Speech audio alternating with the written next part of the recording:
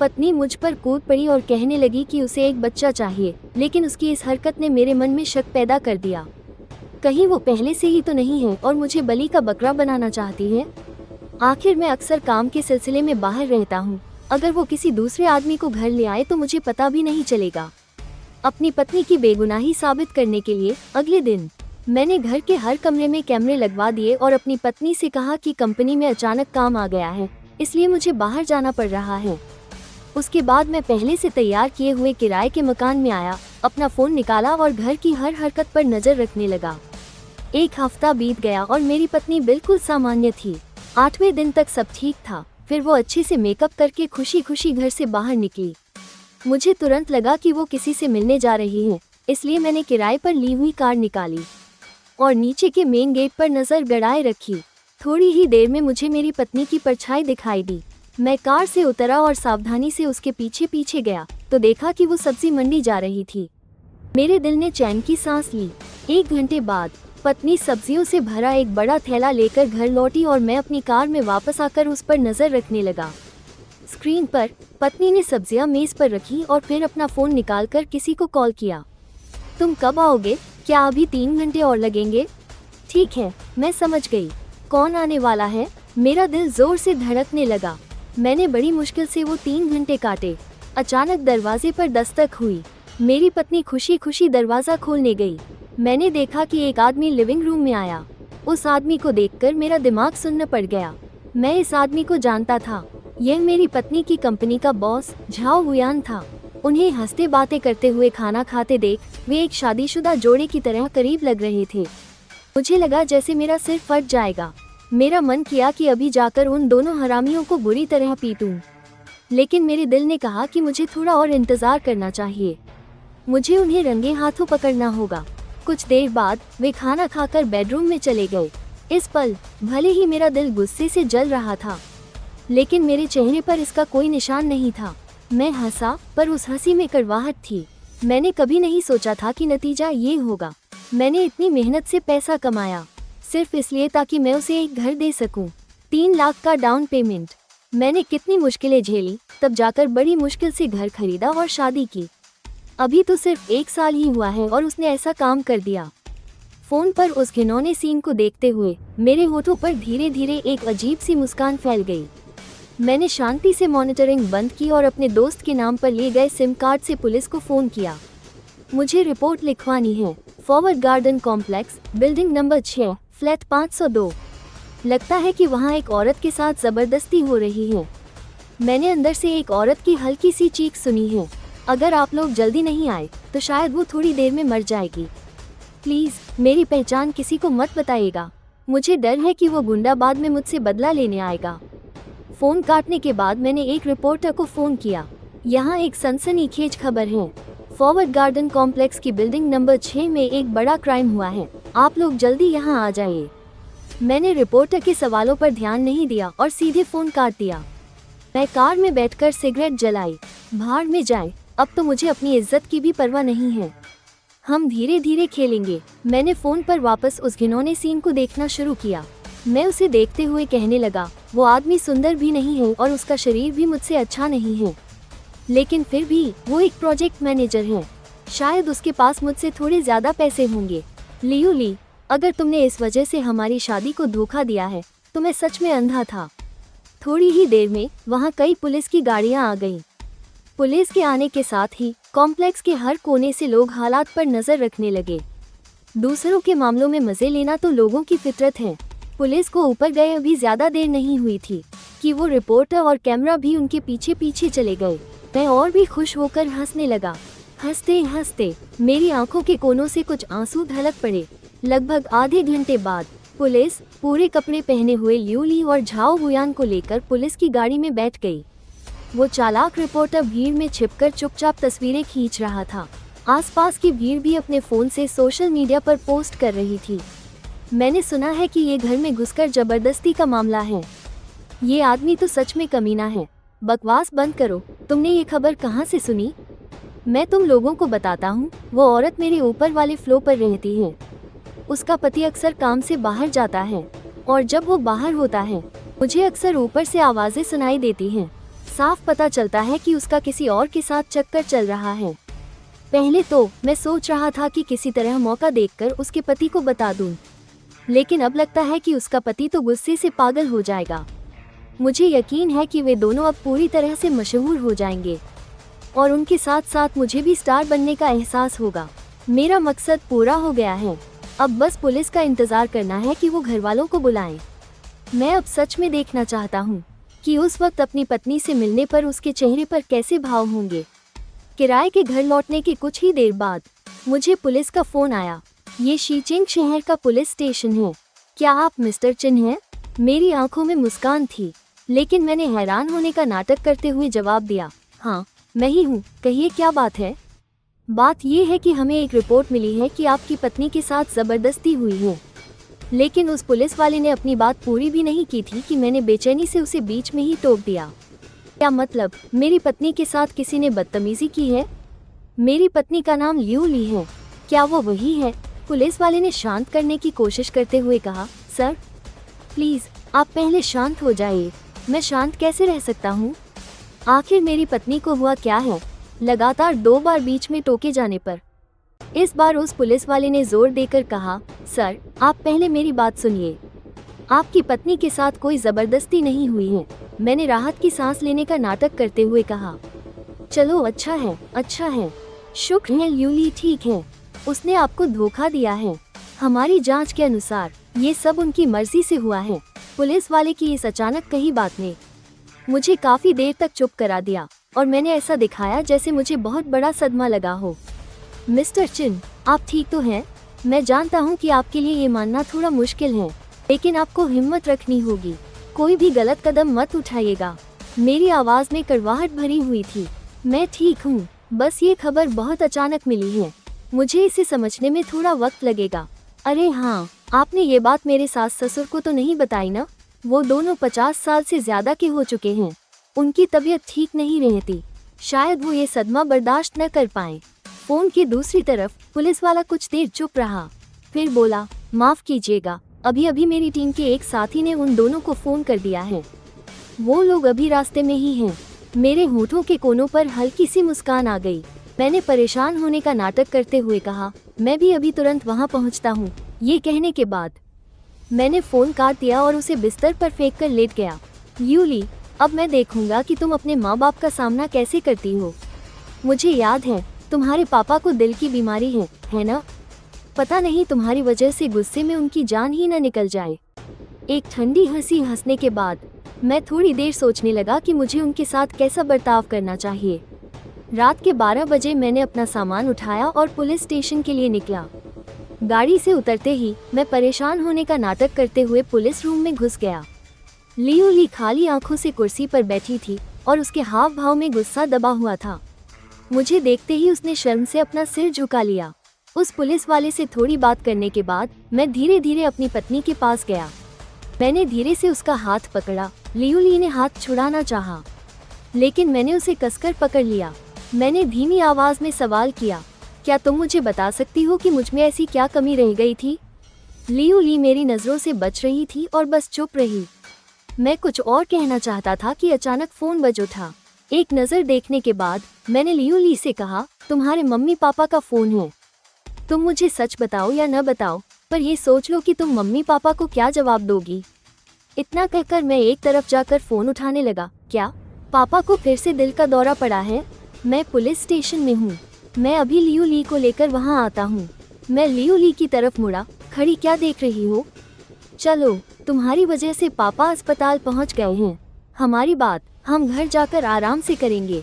रास्ते में मैंने कार की खिड़की नीचे की और थोड़ी देर ठंडी हवा खाई। मैंने अचानक लियू ली से पूछा, क्या तुम प्रेग्नेंट हो? लियू ली चुपचाप खिड़की के बाहर देखती रही और कुछ नहीं बोली। मैंने आगे कहा, अगर तुम ये रिश्ता आगे निभाना चाहती हो तो इस बच्चे को गिरा दो। मुझे यकीन नहीं है कि यह बच्चा मेरा है और मैं किसी और का बच्चा नहीं पाल सकता। लियू ली अब भी चुप थी। मुझे लगा कि वो इस सदमे से जल्दी बाहर नहीं निकल पाएगी। मैं गाड़ी चलाकर शहर के अस्पताल पहुंचा। हमने इमरजेंसी रूम के बाहर सास वांग शिउचिन को ढूंढ लिया। उनके बगल में लियू ली के ताऊजी भी बैठे थे। मैं भागकर सास के सामने घुटनों पर बैठ गया और घबराई हुई आवाज में पूछा, माँ पापा कैसे हैं? कोई खतरे की बात तो नहीं है? वांग शिउछिन ने मेरी तरफ देखा और जल्दी से मेरा हाथ पकड़कर कहा, शाओछिन, हमें माफ कर दो, हमने अपनी बेटी को अच्छी परवरिश नहीं दी। तुम्हें शर्मिंदा होना पड़ा। सच में हमें माफ कर दो। माँ, इस बारे में हम बाद में बात करेंगे। पापा की सर्जरी की फीस अभी तक जमा नहीं हुई है ना? मैं पहले फीस जमा कर देता हूँ। वांग शिउछिन ने मेरा हाथ पकड़ लिया और थोड़ी शर्मिंदगी से बोली, शाओछिन, हम भला तुम्हारे पैसे कैसे इस्तेमाल कर सकते हैं? मैंने उनका हाथ थपथपाया और कहा, माँ, आप और पापा दोनों मेरे लिए बहुत अच्छे रहे हैं। मैं एक अनाथ हूँ। आप दोनों ने ही मुझे परिवार का प्यार दिया है। अगर लियू ली से मेरा रिश्ता न भी होता तो भी मुझे ये पैसे देने चाहिए थे। मैंने धीरे से अपना हाथ सास के हाथ से छुड़ा लिया। मैं मुड़कर पेमेंट काउंटर की तरफ चला गया। मेरी सास मेरी पीठ को देखती रही। उन्होंने कुछ कहने के लिए मुंह खोला, लेकिन कुछ बोल नहीं पाई। शर्मिंदगी और अपराध बोध से उनका सिर झुक गया। सास लियू ली के पास गई। लियू ली ने सिर झुकाए हुए डरते डरते आवाज दी, माँ, मुझे माँ मत कहो, मेरी तुम जैसी बेशरम बेटी नहीं है। वांग शिउछिन ने हाथ उठाकर लियू ली को जोर से एक थप्पड़ मारा। शाओछिन इतना अच्छा लड़का है और तुमने ऐसी हरकत की। अब तुम खुद ही सोचो कि उसे क्या जवाब दोगी। लियू ली ने वांग शिउछिन का हाथ पकड़कर रोते हुए कहा, माँ, मुझे माफ कर दो, मेरी तो अक्ल पर पत्थर पड़ गए थे। मुझे इस बार माफ कर दो। वांग शिउछिन ने जोर से अपना हाथ छुड़ा लिया। उन्होंने अपनी बेटी की बात पर ध्यान नहीं दिया और वापस अपनी कुर्सी पर जाकर बैठ गई।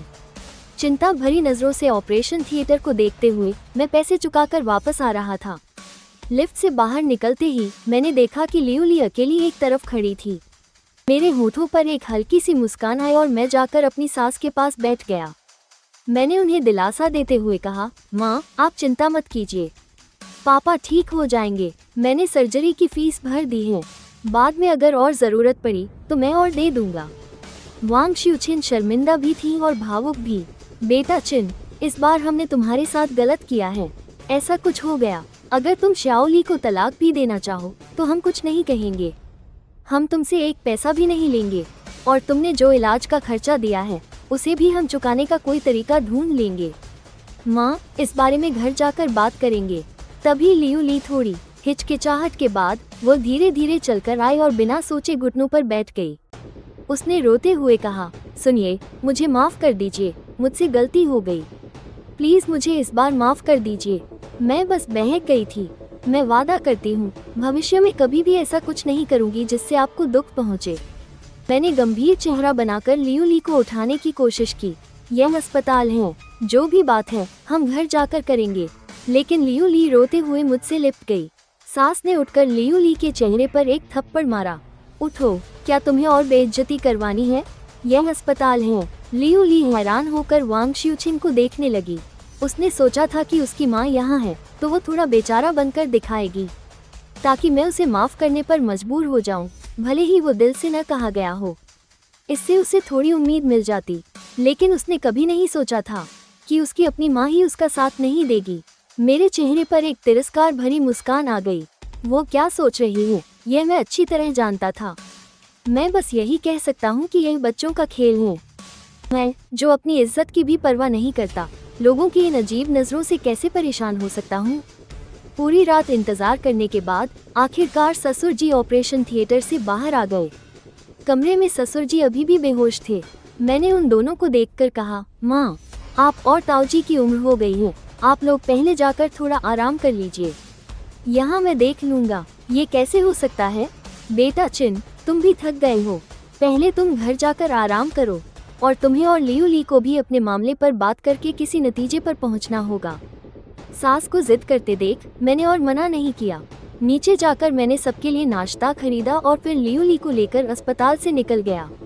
घर पहुंचने के बाद लियू ली ने अपने जूते भी नहीं उतारे और सीधे मेरे सामने आकर घुटनों पर बैठ गई।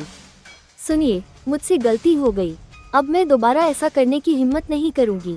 मेरी आंखों में नफरत की एक झलक आई, लेकिन मैंने उसे उठाया नहीं। मैं बस ये जानना चाहता हूँ, क्या मैं तुम्हारे साथ अच्छा नहीं था? तुमने ऐसा क्यों किया? क्या सच में तुम अकेलेपन से तंग आ गई थी? सुनिए, मुझसे सच में गलती हो गई। मैं वादा करती हूँ अब दोबारा कभी ऐसा नहीं होगा। तुम ही बताओ, क्या मैं तुम्हारे वादे पर फिर से यकीन कर सकता हूँ? लियू ली कुछ नहीं बोली, पर मैं समझ गया था। मैं अक्सर घर पर नहीं रहता और उसके जैसी थोड़ी सुंदर औरत के आसपास मंडराने वाली मक्खियों की कभी कमी नहीं होती। लियू ली अब और बर्दाश्त नहीं कर सकी और फूट फूट कर रोने लगी। उसने आगे बढ़कर मेरा पैर पकड़ लिया और बोली, सुनिए, प्लीज़ मुझे एक और मौका दे दीजिए। मैं अपनी इस गलती को ज़रूर सुधारूंगी। मैं कल ही अपनी नौकरी छोड़ दूंगी। मैं पूरे समय घर पर रहूंगी। सुनिए, आप मुझे मार लीजिए, शायद इससे आपके दिल को थोड़ा सुकून मिले। मैंने लियू ली को धकेल दिया। मैं बस उसे देखता रहा और अपना एक हाथ उठाया, उसे जोर से थप्पड़ मारने के लिए। लियू ली ने आंखें बंद कर ली, वो हिली भी नहीं। लेकिन जैसे ही थप्पड़ नीचे आया, कोई आवाज़ नहीं हुई। असल में मैंने अपनी ताकत कम करके उसे सहला दिया था। मैं प्यार से उसकी गालों को सहला रहा था। मैं तुम्हें कैसे मार सकता हूँ? मेरा हाथ ही नहीं उठ रहा था। लियू ली फिर से खुद को रोक नहीं पाई और मुझे गले लगा लिया। पति, मुझे माफ़ कर दो ना, प्लीज़। मुझे तलाक मत दो। हम आगे से शांति से अपनी ज़िंदगी जिएंगे। तुम्हारे बर्ताव पर निर्भर करता है। अगर मैंने तुम्हें यूं ही माफ़ कर दिया तो मेरा दिल नहीं मानेगा। ये सुनकर लियू ली की खुशी का ठिकाना न रहा। उसने वादा किया, मैं पक्का सुधर जाऊंगी। मैं वादा करती हूँ तुम मुझ में बदलाव देखोगे। मैं तुम्हें कभी निराश नहीं करूंगी। हालांकि मैंने उसे माफ़ करने की बात नहीं कही, लेकिन मैंने ज़बरदस्ती तलाक की मांग भी नहीं की, जिसका मतलब था कि अभी भी उम्मीद है। मैंने लियू ली को गले लगाया और बेडरूम में ले गया। उस बेड को देखकर मैं अचानक रुक गया। लियू ली बहुत समझदार है। वो जानती थी कि यह बेड मुझे कुछ बुरी यादें दिला रहा था। वो जल्दी से मेरी बाहों से निकली और बोली, पति, इसे मत देखो, मैं अभी इस बेड को फिकवा देती हूँ। मैंने उसे देखा लेकिन कुछ नहीं कहा, बल्कि मुड़कर बालकनी में चला गया। लियू ली मेरी पीठ को देखती रही लेकिन मेरे पास नहीं आई। वो जानती थी कि इस वक्त मुझे अकेले रहने की ज़रूरत है। मेरे शांत होने के बाद लियू ली ने लोगों को बुलाकर सामान हटवाने और कुछ नया फर्नीचर मंगवाने के लिए फ़ोन करना शुरू कर दिया। बेशक ये सब उसने अपने पैसों से किया। दोपहर के समय इस घर की सभी चुभने वाली चीज़ें बदल दी गई, खासकर वो बेड। लियू ली मेरे पास आई और डरते डरते पुकारा, पति, खाना तैयार है। मैंने बिना किसी हाव भाव के सिर हिलाया और खाने की मेज़ की ओर चल दिया। खाना खाने के बाद हम दोपहर का खाना लेकर उनसे मिलने अस्पताल गए। हम कमरे के बाहर पहुंचे। मैंने दरवाज़ा खटखटाया और फिर अंदर गया। मैंने एक मेज़ ढूंढकर खाना लगाया। ये देखकर वांग शिउचिन ने त्योरियां चढ़ा ली। वो मनहूस लड़की, मैंने समझाया। लियू ली बाहर है, उसे डर है कि पापा उठकर उसे देखेंगे तो उनकी तबीयत फिर बिगड़ जाएगी, इसलिए वो अंदर नहीं आई।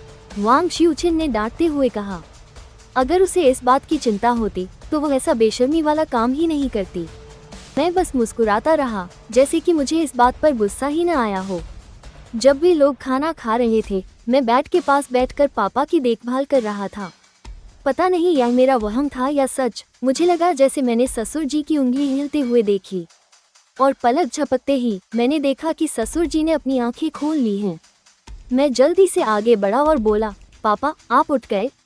आपको कोई तकलीफ तो नहीं हो रही? खाना खा रही सास और ताऊ जी मेरी आवाज़ सुनकर तुरंत अपना खाना छोड़कर पास आ गए। लियू ली कमरे के बाहर से सिर अंदर करके उन्हें देख रही थी। वो अंदर आने की हिम्मत नहीं कर पा रही थी। वांग शिउचिन आगे बढ़ी और पूछा, अजी सुनते हो, आपकी तबीयत कैसी है? कोई तकलीफ तो नहीं है? लियू हुआ अभी भी थोड़े कमज़ोर थे, लेकिन उन्होंने सख्त चेहरा बनाकर आसपास के लोगों को देखा। जब उन्हें वो इंसान नहीं दिखा जिसे वो देखना चाहते थे, तो वो थोड़े नाराज़ हो गए और गुस्से में बोले, बहुत बढ़िया। जिस बेटी को मैंने इतने सालों तक पाला पोसा, वो मेरे दामाद जितनी भी भरोसेमंद नहीं निकली। मैं बीमार होकर बिस्तर पर पड़ा हूँ और वो मुझे एक नज़र देखने तक नहीं आई। मैंने समझाया, पापा, ऐसी बात नहीं है, वो बाहर ही है। उन्हें डर था कि आपको देखकर आपकी तबीयत फिर से खराब हो जाएगी, इसलिए वो अंदर नहीं आए। लियू हुआ ने गंभीर आवाज़ में कहा, उसे अंदर बुलाओ।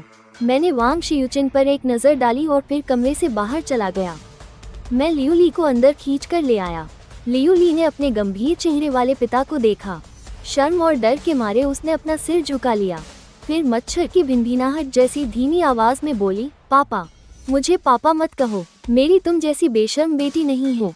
लियू ली धड़ाम से ज़मीन पर घुटनों के बल बैठ गई और रोते हुए बोली, पापा, मुझसे गलती हो गई। मुझे सच में अपनी गलती का एहसास है। मुझे कहना पड़ेगा, मैं तो उसकी थोड़ी तारीफ ही करूँगा। देखो तो घुटनों पर बैठने का तरीका कितना माहिर है। लियू हुआ ने उठने की बहुत कोशिश की, लेकिन उनके शरीर में बिल्कुल भी ताकत नहीं थी। उन्होंने लियू ली को देखते हुए कहा, शियाओ चिंग, मुझे पता है कि तुम गुस्से में हो, मेरी तरफ से इसे एक थप्पड़ मारो। मैं हैरान होकर लियू हुआ को देखता रहा। एक पल के लिए मुझे समझ नहीं आया कि क्या जवाब दूं। सच कहूं तो मेरा हाथ उठाने का बहुत मन था, लेकिन मुझे ये भी डर था कि कहीं ये कोई जाल न हो। जब लियू हुआ ने देखा कि मैं कुछ नहीं कर रहा हूँ, तो उन्होंने आगे कहा, क्या एक औरत को मारने की हिम्मत नहीं है?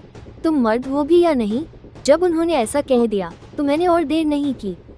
मैंने हाथ उठाया और लियू ली के चेहरे पर जोर से एक थप्पड़ जड़ दिया। थप्पड़ की तीखी आवाज उस कमरे में देर तक गूंजती रही। ये देखकर लियू हुआ के चेहरे पर थोड़ी राहत आई। वो मुझसे जबरदस्ती अपनी बेटी को पिटवा रहे थे। वो चाहते थे कि मेरे दिल में भरा सारा गुस्सा बाहर निकल जाए। सिर्फ इसी तरह इस शादी को बचाया जा सकता था। हालांकि लियू ली को जोर का थप्पड़ पड़ा था, लेकिन वो बहुत खुश थी क्योंकि मैंने उसे मारा था। इसका मतलब था कि उसे अभी भी मेरी माफी मिल सकती है।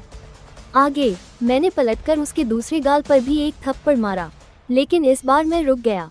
लियू ली के सूजे हुए दोनों गालों को देखकर मैंने रहम की भीख मांगते हुए कहा, पापा रहने दीजिए, मार भी दिया, आप अपना गुस्सा शांत कर लीजिए।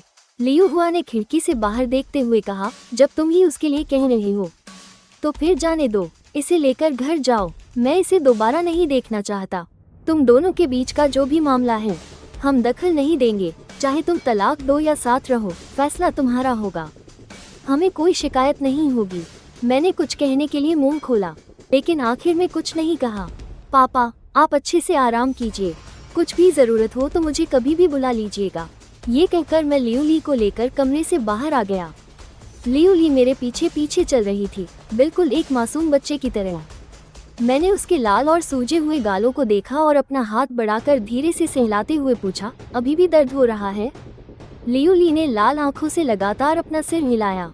तुम मेरे साथ आओ, मैं तुम्हें मरहम पट्टी के लिए ले चलता हूँ। उसके बाद मैं लियू ली को एक डॉक्टर के पास ले गया ताकि वो उसका इलाज कर सके। थकी हारी लियू ली को देखकर मैंने कहा, जब यहाँ आ ही गई हो तो पूरे शरीर की जांच भी करवा लो। लियू ली ने मेरी तरफ देखा। वो जानती थी कि उसके कुछ भी कहने का कोई फायदा नहीं है। उसने मेरी बात मान ली और पूरे शरीर की जांच करवाई। लियू ली असल में मुझे सबूत देना चाहती थी कि वो प्रेग्नेंट नहीं है। जब मुझे रिपोर्ट मिली तो मैंने उसे सरसरी तौर पर देखा और लियू ली की तरफ फेंक दिया। चलो हम घर चलते हैं। लियू ली की आंखों में खुशी की चमक थी और वो बहुत खुश होकर मेरे पीछे पीछे चलने लगी। पहले जब हम साथ चलते थे तो हमेशा कंधे से कंधा मिलाकर चलते थे या फिर लियू ली आगे चलती थी। इस बार लियू ली मेरे पीछे पीछे चल रही थी। इस घर में अब हैसियत बदल चुकी थी। घर वापस आकर मैं सोफे पर बैठकर इस्तीफा लिखने लगा, क्योंकि इस नौकरी में अक्सर मुझे काम के सिलसिले में बाहर जाना पड़ता था। घर पर नहीं रहूंगा तो पति पत्नी का रिश्ता सुधारने का समय कहाँ से मिलेगा, इसलिए इस्तीफा देना तो तय था। लियू ली घर वापस आने के बाद साफ सफाई करने लगी। वो खुद को खाली नहीं बैठने दे सकती थी। उसे अपनी उपयोगिता साबित करने के लिए मेहनत करनी थी, लेकिन वो मुझे परेशान करने की हिम्मत भी नहीं कर सकती थी, इस डर से कि कहीं वो मुझे फिर से नाराज न कर दे। सच तो ये है कि अगर लियू ली अभी तलाक के लिए कह देती तो मेरी आगे की योजनाएं धरी की धरी रह जाती। लेकिन अफसोस, उसमें अपने मायके के रिश्तेदारों के ताने सुनने की हिम्मत नहीं थी। उसमें हिम्मत नहीं थी। वो तलाक नहीं लेना चाहती थी। मैं ही आखिरी सहारा था जिसे वो पकड़कर रख सकती थी। उसने अभी अभी खबरें और इंटरनेट देखा था। अब ये कहा जा सकता है कि वो पूरे नानचेंग में मशहूर हो गई थी। उसे अभी जिस नैतिक निंदा का सामना करना पड़ रहा था, वो उसकी जिंदगी बर्बाद करने के लिए काफी थी। लियू ली अब बस मेरे पीछे छिपकर किसी तरह अपनी इज्जत बचा सकती थी। मैंने काम में लगी लियू ली को देखा। मेरे होठों पर एक ठंडी मुस्कान आ गई, जैसे मैं किसी नौकर को हुक्म दे रहा हूँ। मैंने हुक्म दिया, जाकर मेरे लिए एक कप चाय लाओ। लियू ली ने झट से अपने हाथ का काम छोड़ा और मेरे लिए चाय लाने चली गई। अब वो बस मुझे मनाने की पूरी कोशिश कर सकती थी ताकि मैं तलाक की बात करूं। थोड़ी देर बाद वो एक कप चाय लेकर आई और मेरे बगल की मेज पर रख दी। उसकी नज़र कंप्यूटर पर लिखे शब्दों पर पड़ी। उसने पूछा, पति, क्या आप इस्तीफा दे रहे हैं? मैंने पलटकर पूछा, इस्तीफा नहीं दूं तो क्या तुम्हारे मुझे फिर से धोखा देने का इंतजार करूं? हालांकि यह एक ताना था। लेकिन लियू ली मन ही मन बहुत खुश हुई। वो जानती थी कि मैंने उसे दिल से माफ कर दिया है, वरना मैं फिर से शब्द का इस्तेमाल नहीं करता। पति, आप आज रात खाने में क्या खाएंगे? मैं आपके लिए बना दूंगी। मैंने बेपरवाही से इस्तीफा लिखा। मैंने सेंड पर क्लिक कर दिया। थोड़ी ही देर में मेरे बॉस का फोन आया। शाओ चिन, मैंने तुम्हारे बारे में खबरों में देखा। अगर ऐसा है भी तो तुम्हें इस्तीफा देने की जरूरत नहीं है। मैं तुम्हें कुछ दिनों की छुट्टी दे सकता हूँ ताकि तुम अपने तलाक के मामले सुलझा सको। मैंने सिर उठाकर किचन की तरफ एक नज़र डाली और कहा, माफ कीजिए, मेरा तलाक लेने का कोई इरादा नहीं है। फोन पर दूसरी तरफ वाला आदमी हैरान रह गया। उसने अविश्वास से कहा, तुम ये क्या सोच रहे हो? तुम्हारी जो हालत है उसमें तुम्हें कोई दूसरी लड़की नहीं मिलेगी, ऐसा तो नहीं है? और तुम अभी जवान भी हो, क्या तुम नौजवानों जैसा हौसला नहीं दिखा सकते? मेरी अपनी सोच है और वो मेरा पहला प्यार है। मैं उसे छोड़ नहीं सकता। बस इतना ही, आप बस मेरा इस्तीफा मंजूर कर लीजिए, फिर कभी मौका मिला तो बात करेंगे। ये कहकर मैंने फ़ोन काट दिया। उस पल मैंने साफ महसूस किया कि किचन में सब्जियां काटने की आवाज़ थोड़ी और खुशनुमा हो गई थी। वो बातें मैंने उसे सुनाने के लिए ही कही थी। इसके बाद मैंने इंटरनेट खोला और जानकारी देखने लगा। खोलते ही मुझे कल रात हुई घटना के बारे में पता चला।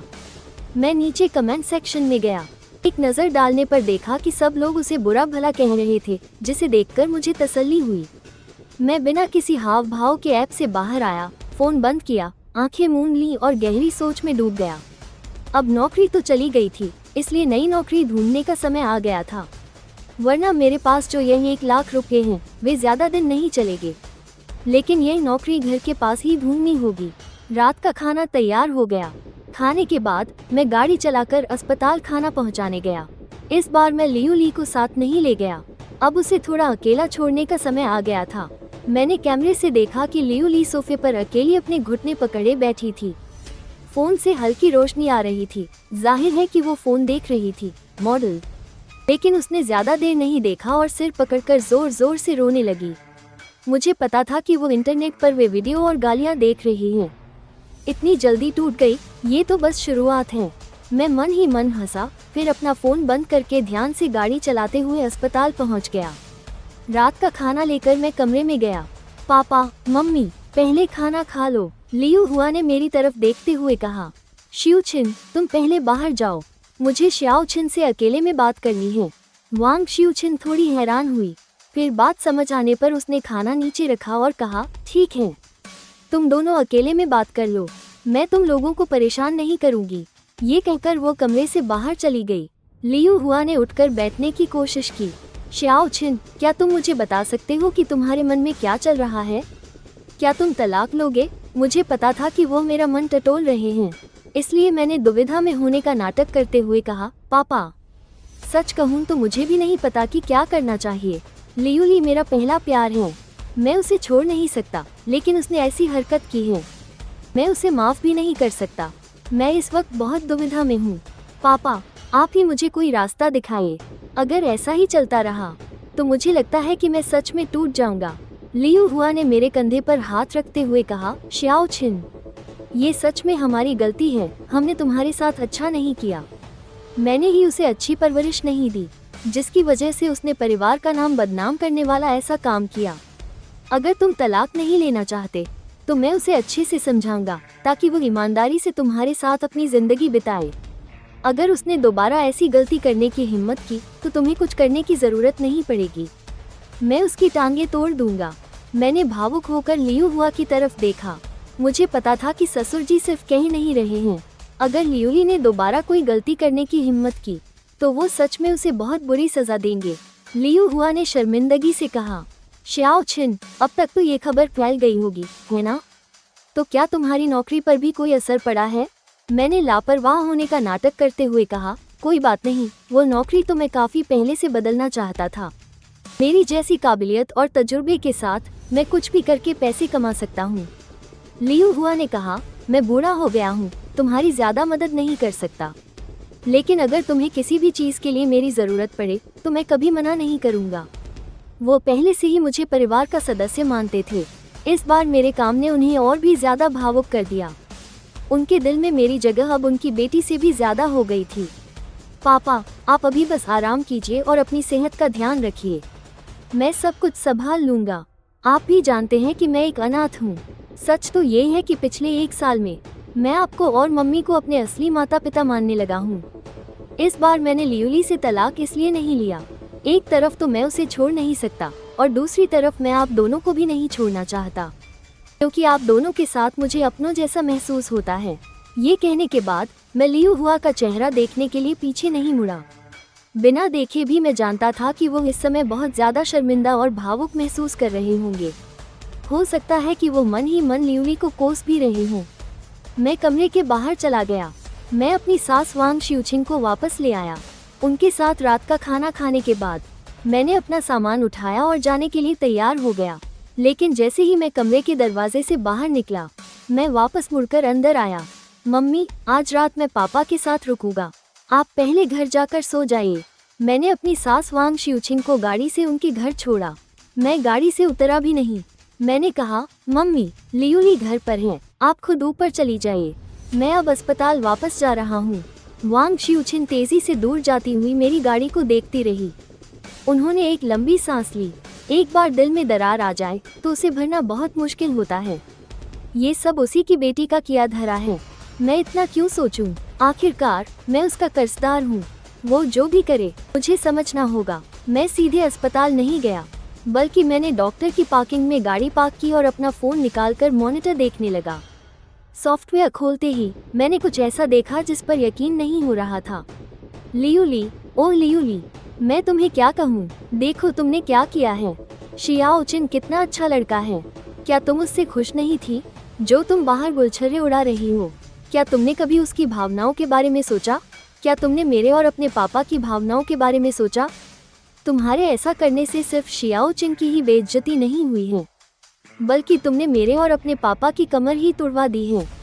मैं तो अभी से गांव के आस पड़ोस के लोगों की बातें सुन सकती हूँ। वे मेरे और तुम्हारे पापा के बारे में कैसी बातें कर रहे होंगे।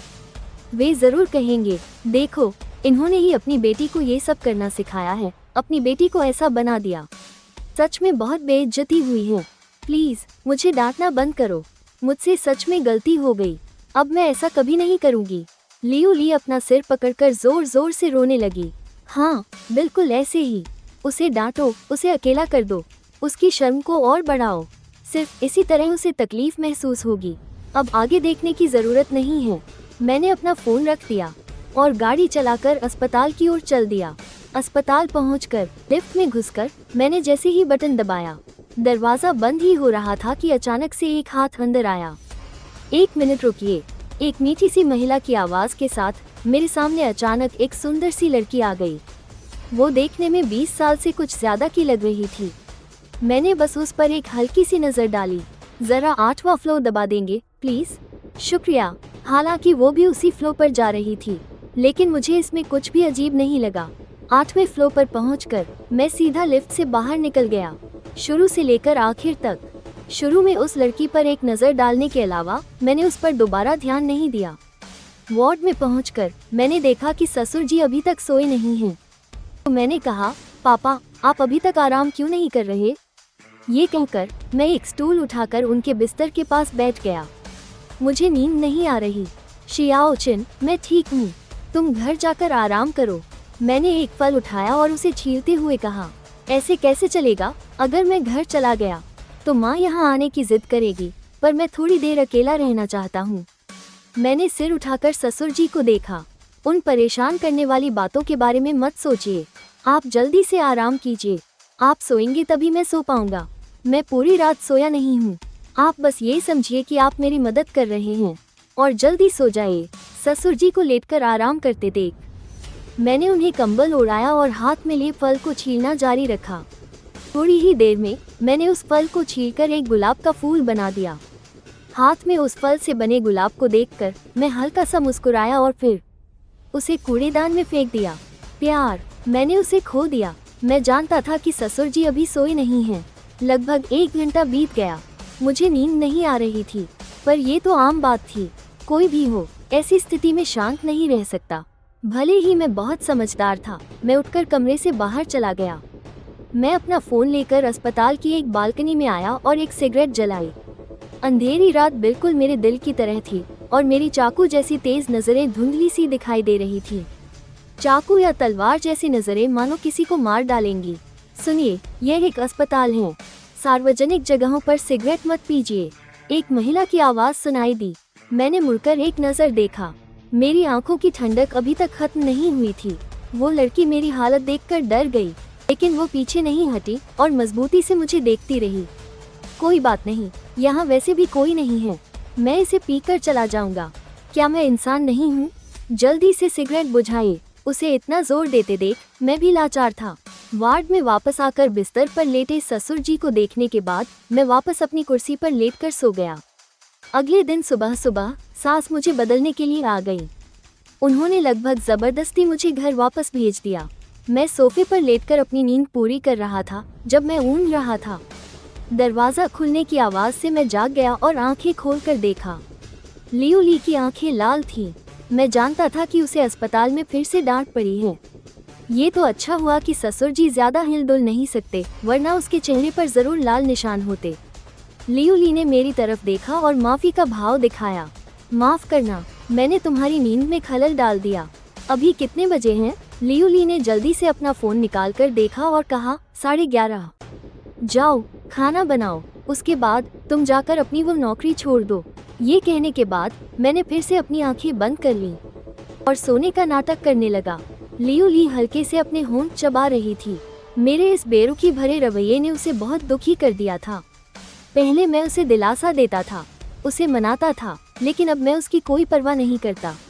ये बदलाव सच में बहुत बड़ा था, लेकिन अब वो सिर्फ सह सकती थी। उसे विश्वास था कि अगर वो सहती रही तो कुछ समय बाद सब ठीक हो जाएगा। लियू ली अब पछता रही थी। उसे खुद से नफरत हो रही थी कि वो उस समय इतनी बेवकूफ क्यों थी। नफरत हो रही थी कि वो लालच का सामना क्यों नहीं कर पाई। लेकिन अगर पछतावे से कुछ होता तो लोग दुनिया में पछतावे की दवा होने की दुआ नहीं करते। जो कुछ एक बार हो चुका है वो सिर्फ पछताने से खत्म नहीं हो सकता जब तक कि समय पीछे न चला जाए, वरना ये हमेशा एक दर्द बनकर रह जाएगा। उसकी आंखों से आंसू चुपचाप बहने लगे। लियू ली बेजान सी होकर किचन में चली गई। इंसान हमेशा बीते हुए अच्छे दिनों के बारे में सोचता है, लेकिन जब वो अच्छा समय चल रहा होता है तब उसकी कद्र नहीं करता। पर मुझे इस बात की परवाह नहीं थी कि उसे पछतावा है या नहीं। माफ करना भगवान का काम है, मेरा काम है उसे भगवान से मिलवाना। किचन से सब्जियां काटने की आवाज़ सुनकर मेरी सोने की इच्छा भी खत्म हो गई, बल्कि मैंने टीवी चालू कर दिया और समय बिताने के लिए यूं ही कोई शो देखने लगा। 1 घंटे से ज़्यादा समय के बाद दोपहर का खाना खाकर मैं टिफ़िन लेकर जाने के लिए तैयार हुआ। जाने से पहले मैंने लियू ली को देखा, बस शांति से उसे देखता रहा बिना कोई चेतावनी दिए। मेरे देखने से लियू ली बहुत बेचैन हो गई और उसका शरीर अजीब तरह से सिकुड़ रहा था। वो कितना चाहती थी कि मैं उसे चेतावनी दूं, लेकिन अफसोस मैंने ऐसा नहीं किया। मुझे जाते हुए देखकर लियू ली निराश होकर सोफे पर बैठ गई। वो जानती थी कि वे अतीत में वापस नहीं जा सकते। अब वो सिर्फ इतनी उम्मीद कर रही थी कि मैं पहले जैसा 1/3 अच्छा बर्ताव ही कर लूं। अपने ससुर को अस्पताल से छुट्टी दिलवाकर मैं खुद को तसल्ली दे रहा था। मैं गाड़ी चलाकर अस्पताल पहुंचा और लिफ्ट के नीचे आने का इंतजार करने लगा। मैं सीधे अंदर चला गया। वो ठीक से सो नहीं पाया था। कल रात वो उस कुर्सी पर टिका हुआ था। उसे बिल्कुल भी नींद नहीं आ रही थी। हालांकि मैं घर जाकर थोड़ी देर लेटा था, लेकिन पूरी तरह से सो नहीं पाया था। अभी भी मैं थोड़ा बहुत नींद में था। अपने फ्लो पर पहुंचने के बाद मैं भीड़ से बाहर निकला, जम्हाई लेते हुए वार्ड की तरफ चल दिया। कोने से मुड़ते ही मुझे लगा कि मैं किसी से टकरा गया हूँ। मैंने एक नज़र देखा और पाया कि जिस लड़की से मैं टकराया था वो वही थी जिससे मैं कल रात मिला था। मैंने हाथ बढ़ाकर कहा, माफ़ करना, मैंने तुम्हें देखा नहीं। वो लड़की गुस्से से मेरी तरफ देख रही थी। ये तुम हो? इस बार वाकई मेरी गलती थी। मैं माफ़ी मांगते हुए मुस्कुराया। उस लड़की ने मेरे बढ़ाए हुए हाथ की तरफ देखा, लेकिन मेरा सहारा लेने के बजाय वो खुद ही उठी और अपने कपड़ों से धूल झाड़ी और बोली, तुम्हें हुआ क्या है? देखकर चला करो। वार्ड में पहुंचने पर सासू माँ ने आगे बढ़कर मेरे हाथ से खाने का डिब्बा ले लिया। उलाहना देते हुए कहा, किन, तुम्हें खुद आने की क्या ज़रूरत थी? तुम कल रात ठीक से सोए भी नहीं। उसे भेज देते तो हो जाता। माँ, कोई बात नहीं, ल्यूली को मैंने इस्तीफा देने के लिए कह दिया है। सासू माँ चुप हो गई। बड़े चाचा के हेल्थ चेकअप के बाद वो भी जान गई थी कि क्या कहना चाहिए और क्या नहीं। ससुर जी ने मुझे देखने के बाद से मुस्कुराना बंद नहीं किया था। किन मैं अब बहुत बेहतर हूँ। शायद कुछ ही दिनों में अस्पताल से छुट्टी मिल जाएगी। तुम्हें भी रोज आने की जरूरत नहीं है। जब आराम करना हो तो आराम करो। खाना उसे ही भेजने देना। पापा, मुझे पता है। बात यह है कि आज वो खाली नहीं था। जब उसका काम हो जाएगा तो उसे ही भेजने को कहूँगा। मैं कार में बैठा था। मैंने एक सिगरेट जलाई। एक पल के लिए मुझे समझ नहीं आया कि क्या करूं। उस घर में जिसने मुझे इतना जलील किया, मैं सच में वापस नहीं जाना चाहता था। घर पहुंचने पर ल्यूली अभी तक वापस नहीं आई थी। थोड़ी ही देर में हल्के खर्राटों की आवाज आने लगी। उस रात के बाद ये पहली बार था कि मैं सोया था सीधा दोपहर तक। मुझे ल्यूली ने जगाया। सुनिए, खाना खा लीजिए। मैंने नींद में आंखें खोली और ल्यूली पर एक नजर डाली। फिर कहा, दिन भर रोना बंद करो। देखो तो जरा अपनी हालत। तुम्हारी आंखें पूरी लाल हो गई हैं। तुम जाकर खा लो। ल्यूली ने कुछ कहने के लिए मुंह खोला, लेकिन उसके पास कहने को कुछ नहीं था। वो बस मुड़ी और बेडरूम से बाहर चली गई। ल्यूली ने खाना बनाने के बाद मेरे पास आकर कहा, सुनिए, मुझे आपसे कुछ कहना है। ल्यूली ने मुझे अपना फोन दिखाया। उसके खिलाफ जांच हो चुकी थी। उसे शायद कुछ सालों के लिए जेल हो जाएगी। मैंने ल्यूली का फोन लेकर एक नज़र देखा। मैं थोड़ा हैरान था। झाओ हुयान पकड़ा गया था इतनी जल्दी। मैंने फोन नीचे पटक दिया और सिर उठाकर सीधा ल्यूली को देखते हुए पूछा, ये तुमने करवाया है? ल्यूली ने कुछ नहीं कहा, बस धीरे से सिर हिला दिया। मेरे दिल में ल्यूली के लिए इज्जत थोड़ी और बढ़ गई। इस औरत के तरीके काफी अच्छे हैं। मेरी ठंडी सांस सुनकर ल्यूली की कुछ भी बोलने की हिम्मत नहीं हुई। उसे पता था कि झाओ हुयान के मामले में वो कोई राय नहीं दे सकती। कुछ बातें सिर्फ की जा सकती हैं, उनका श्रेय नहीं लिया जा सकता। तुम क्या करने वाली हो? मैंने पूछा। मैं अब से घर पर ही रहूंगी, बाहर नहीं जाऊंगी। मैं तुम्हारे लिए कपड़े धोऊंगी और खाना बनाऊंगी। ल्यूली यह कहने के बाद घबराहट के साथ मेरी तरफ देखने लगी। मैं घर पर बच्चों की देखभाल भी कर सकती हूँ। मैंने अपनी चॉपस्टिक्स नीचे रखी और एक सिगरेट जलाई। ठीक है, अभी बच्चे की बात को एक तरफ रखते हैं। ल्यूली की आंखों में निराशा की एक झलक दिखी, लेकिन वो ये भी जानती थी कि मेरे दिल में अभी भी एक गांठ है। एक बच्चे के जरिए इस परिवार को बचाने का उसका विचार उसे आगे के लिए टालना पड़ा। खाना खाने के बाद मैं ल्यूली को लेकर गाड़ी से अस्पताल चला गया। अस्पताल पहुंचकर मैंने ल्यूली को उसके माता पिता को लेने के लिए भेज दिया और मैं डिस्चार्ज की प्रक्रिया पूरी करने और बाकी के पैसे चुकाने चला गया। जैसे ही मैंने ये सब निपटाया, मैं मुड़ा और किसी से टकरा गया। बस मेरे हाथ की जगह थोड़ी अजीब थी। इससे पहले कि वो लड़की कुछ समझ पाती, मैं जल्दी से एक कदम पीछे हट गया। पर मुझे लगा कि सामने वाली लड़की कुछ जानी पहचानी है, लेकिन मुझे याद नहीं आ रहा था। वो लड़की अपना सीना पकड़े हुए जल्दी से पीछे हट गई। तुम फिर से, आवाज सुनते ही मुझे तुरंत याद आ गया। यह वही लड़की थी जिसे कुछ दिन पहले जिससे मैं टकराया था। मैंने माफी मांगी। माफ करना, मैंने तुम्हें देखा नहीं। तुम अचानक मेरे पीछे आ गई। मैं समझ नहीं पाया। उस लड़की का चेहरा हल्का लाल हो गया। पता नहीं वो मेरे अभी के काम से नाराज थी या लाइन में न लगने की वजह से शर्मा रही थी। असल में वो एक नर्स से कुछ पूछना चाहती थी, पर किसे पता था कि बात ऐसी हो जाएगी। मैंने देखा कि वो लड़की शर्माते हुए थोड़ा झटपटाई और फिर मुझे गुस्से से घूरकर देखा। फिर वो मुड़ी और भाग गई। मैं हैरानी से उसकी पीठ को देखता रहा, लेकिन उसने इस बात को आगे नहीं बढ़ाया और मैं भी खुद से जाकर माफी मांगने वाला नहीं था। वो सीधे मुड़ी और कार में वापस चली गई। जब ल्यूली नीचे आई तो उसने मुझे उस लड़की से माफी मांगते हुए देख लिया। चूंकि वो काफी दूर थी, इसलिए उसे हमारी आवाज सुनाई नहीं दी। उसने बस मेरा मुंह चलते हुए देखा। इस पल उसके दिल में एक खतरे की घंटी बजी। दरअसल उसे पहले से ही आदत हो गई थी और इसलिए वो मेरे अच्छे गुणों को नजरअंदाज कर रही थी। मेरा ठीक ठाक दिखने वाला चेहरा और ऊपर से मेरा विनम्र स्वभाव। ऐसा हो ही नहीं सकता था कि मुझे कोई लड़की न मिले। तलाक के बाद मैं तो अच्छी जिंदगी जी सकता था, लेकिन अगर उसका तलाक होता तो उसे सिर्फ गालियां ही मिलती। ये सोचते ही ल्यूली के लिए तलाक लेना और भी नामुमकिन हो गया। उसे मेरे दिल की खटास को दूर करने का कोई तरीका ढूंढना ही होगा। वो सिर्फ मेरे साथ ही रह सकती थी। ये शादी अब ल्यूली के लिए एक सुरक्षा कवच बन गई थी। इस सुरक्षा कवच के बिना उसे कड़ी धूप में इंसाफ के लिए खड़ा कर दिया जाएगा। सासू माँ ने अपनी बेटी पर एक नजर डाली। अब उनके पास उससे कहने के लिए कुछ नहीं था। डांटना था सो डांट लिया, मारना था सो मार लिया। अब वो और कुछ नहीं करना चाहती थी, उसे अपने हाल पर छोड़ देना ही बेहतर है। मम्मी पापा, आप लोग कुछ दिन मेरे घर चलकर रहेंगे क्या? ससुर जी ने हाथ हिलाते हुए कहा। श्याओ छिन, हम तुम्हें परेशान नहीं करेंगे, तुम हमें घर छोड़ दो। घर पर कुछ दिनों से कोई नहीं है। वे सुअर और मुर्गियाँ, उन्हें खिलाने के लिए तुम्हारे ताऊ जी को बार बार परेशान करना ठीक नहीं है ना? जब मैंने उन्हें ऐसा कहते सुना तो मैंने और जोर नहीं दिया और गाड़ी शहर से बाहर पुराने घर की तरफ चला दी। लियू ली सामने वाली सीट पर बैठी बाहर देख रही थी। उसकी आंखों में डर की एक झलक कौंध गई।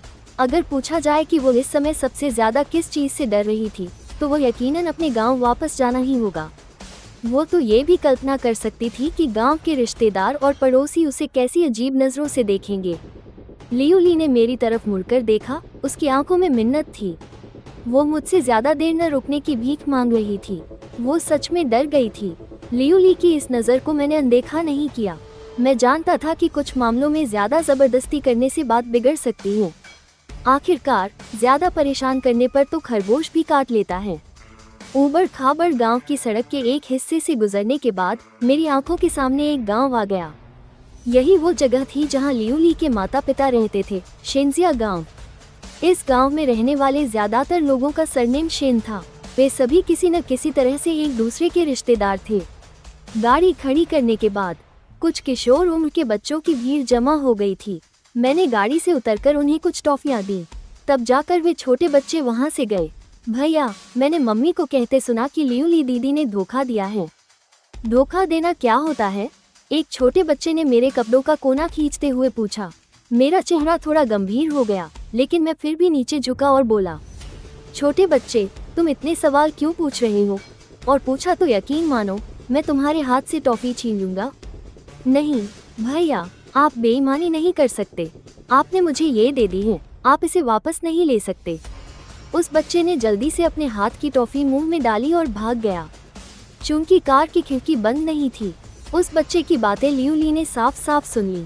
वो मासूमियत से भरी आवाज लियू ली को और भी ज्यादा शर्मिंदा कर रही थी। वो सिर नहीं उठा पा रही थी। वो अपनी सीट पर सिकुड़कर कांप रही थी। क्या अब तुम्हें भी शर्म आ रही है? ससुर जी ने डांटते हुए कहा। लियू ली में फोन उठाने की भी हिम्मत नहीं थी। तभी मैंने कार का दरवाजा खोला और कहा, पापा आइए, मैं आपको नीचे उतरने में मदद करता हूँ। ध्यान से। मम्मी पापा को कार से उतारने के बाद मैं पैसेंजर सीट की तरफ गया और खिड़की पर दस्तक देकर कहा, जाओ खाना बनाओ। मम्मी पापा ने अभी तक नाश्ता नहीं किया है। लियू ली ने सिर हिलाते हुए मिन्नत भरी नजरों से मुझे देखा। वो सच में एक पल भी यहाँ नहीं रहना चाहती थी। क्या तुम चाहती हो कि माँ खुद खाना बनाए? लियू ली बहुत बेमन से कार से उतरकर घर चली गई। उसके बाद वो किचन में घुस गई और बाहर नहीं निकली। मैंने धूल से भरी जमीन पर एक नजर डाली, झाड़ू उठाई और सफाई करने लगा। सासू माँ ने झट से उसका हाथ पकड़ा और कहा, जियाओ छिन, तुम रहने दो, उसे वहीं छोड़ दो। जब मुझे फुर्सत मिलेगी तो मैं झाड़ू लगा दूंगी। जियाओ छिन, मत करो, ये सीमेंट का फर्श है, तुम झाड़ू लगा भी दोगे तो भी ऐसा ही रहेगा। इस पर टाइलें थोड़ी ही लगी हैं, कितना भी झाड़ू लगा लो धूल तो रहेगी ही। इससे अच्छा है कि झाड़ू लगाओ ही मत।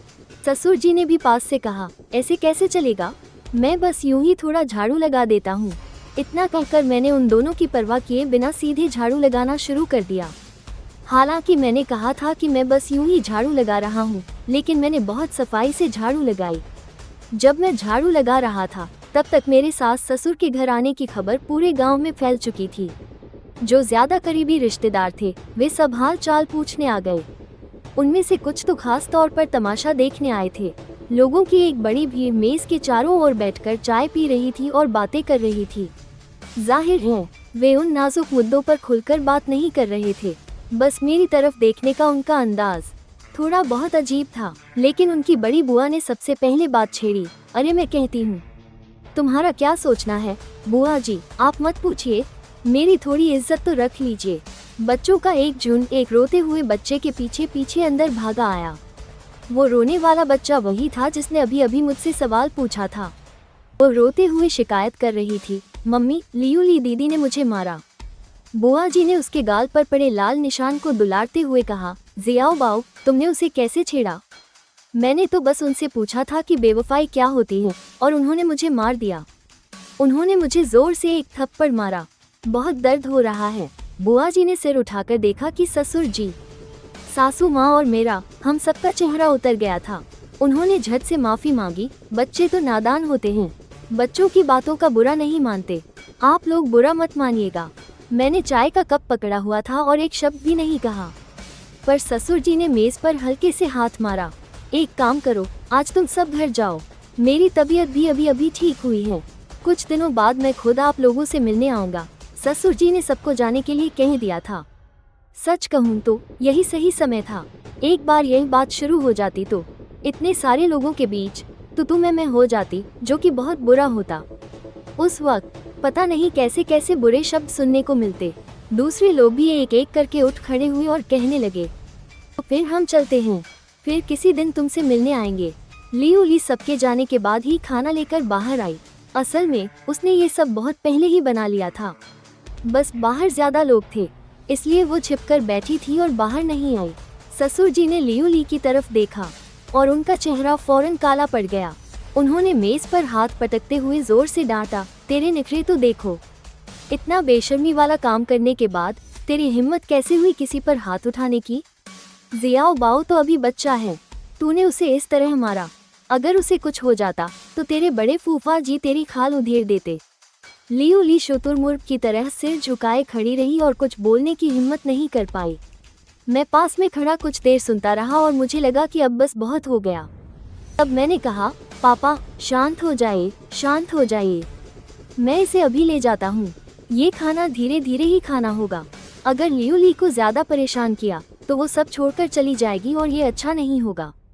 मेरी आगे की योजना के लिए मुझे ससुर जी और सास जी से ही खबरें मिलेंगी। सिर्फ धीरे धीरे ही उसे मानसिक रूप से तोड़ा जा सकता है।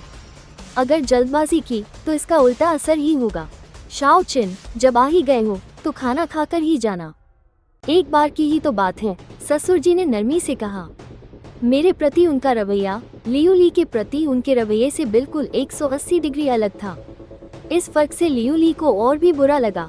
मैंने एक पल सोचा और फिर से बैठते हुए कहा, ठीक है, खाना खाकर ही चलते हैं, पर तब आप मुझे रोकने की कोशिश मत करना।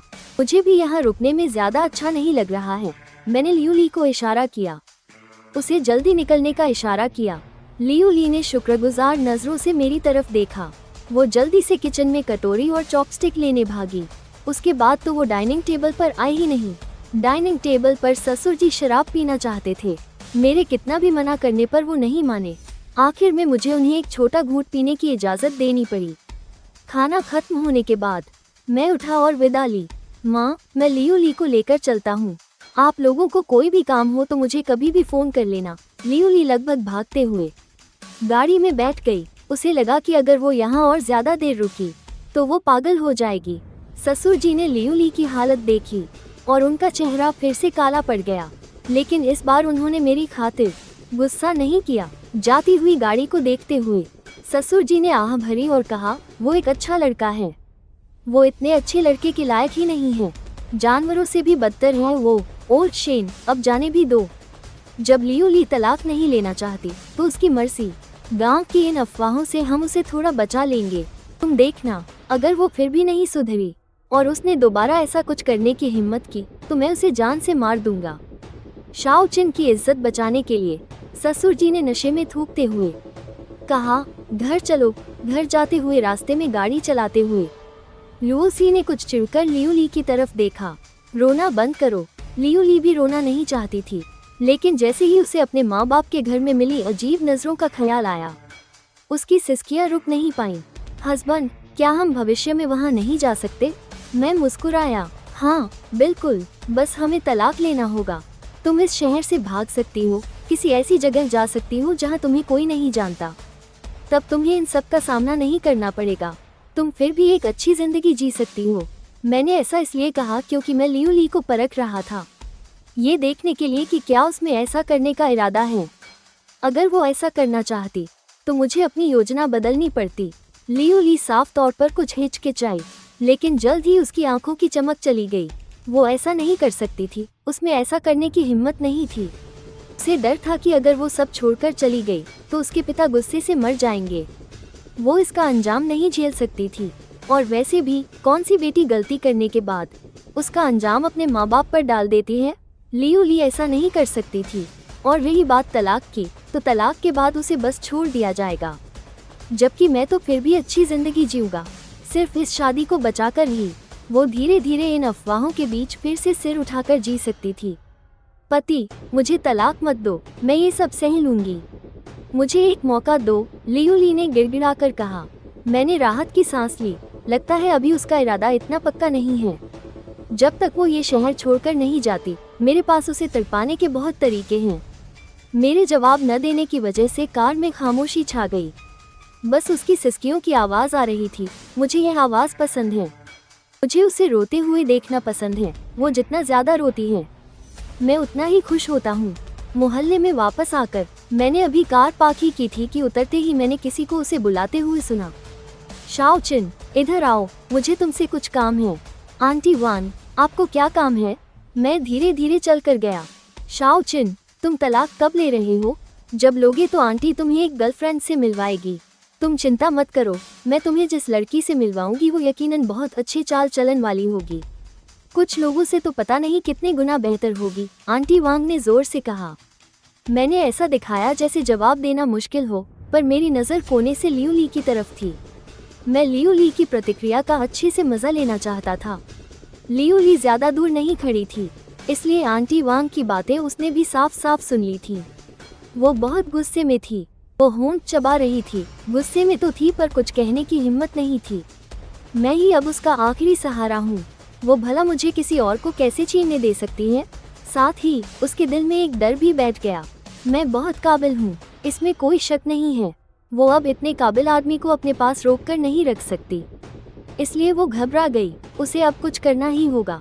लियू ली चलकर आए और चुपचाप मेरे पीछे खड़ी हो गई, अपनी मौजूदगी का एहसास दिलाने के लिए। लेकिन उसने बीच में बोलने की हिम्मत नहीं की, क्योंकि वो जानती थी कि अगर उसने बीच में टोका शायद वो वांग आंटी से झगड़ पड़ती। पर उसे डर था।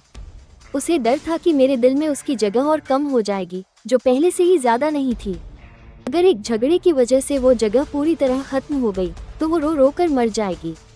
मैंने मुड़कर लियू ली की तरफ देखा और कहा, वांग आंटी, यह मेरा निजी मामला है, आप इसके लिए परेशान मत होइए। क्यों, तुम इसे तलाक नहीं दोगे क्या? तुम्हारी पत्नी ने ऐसा काम किया है, क्या तुम इसे बर्दाश्त करोगे? वांग आंटी ने लियू ली की तरफ देखकर साफ साफ कहा।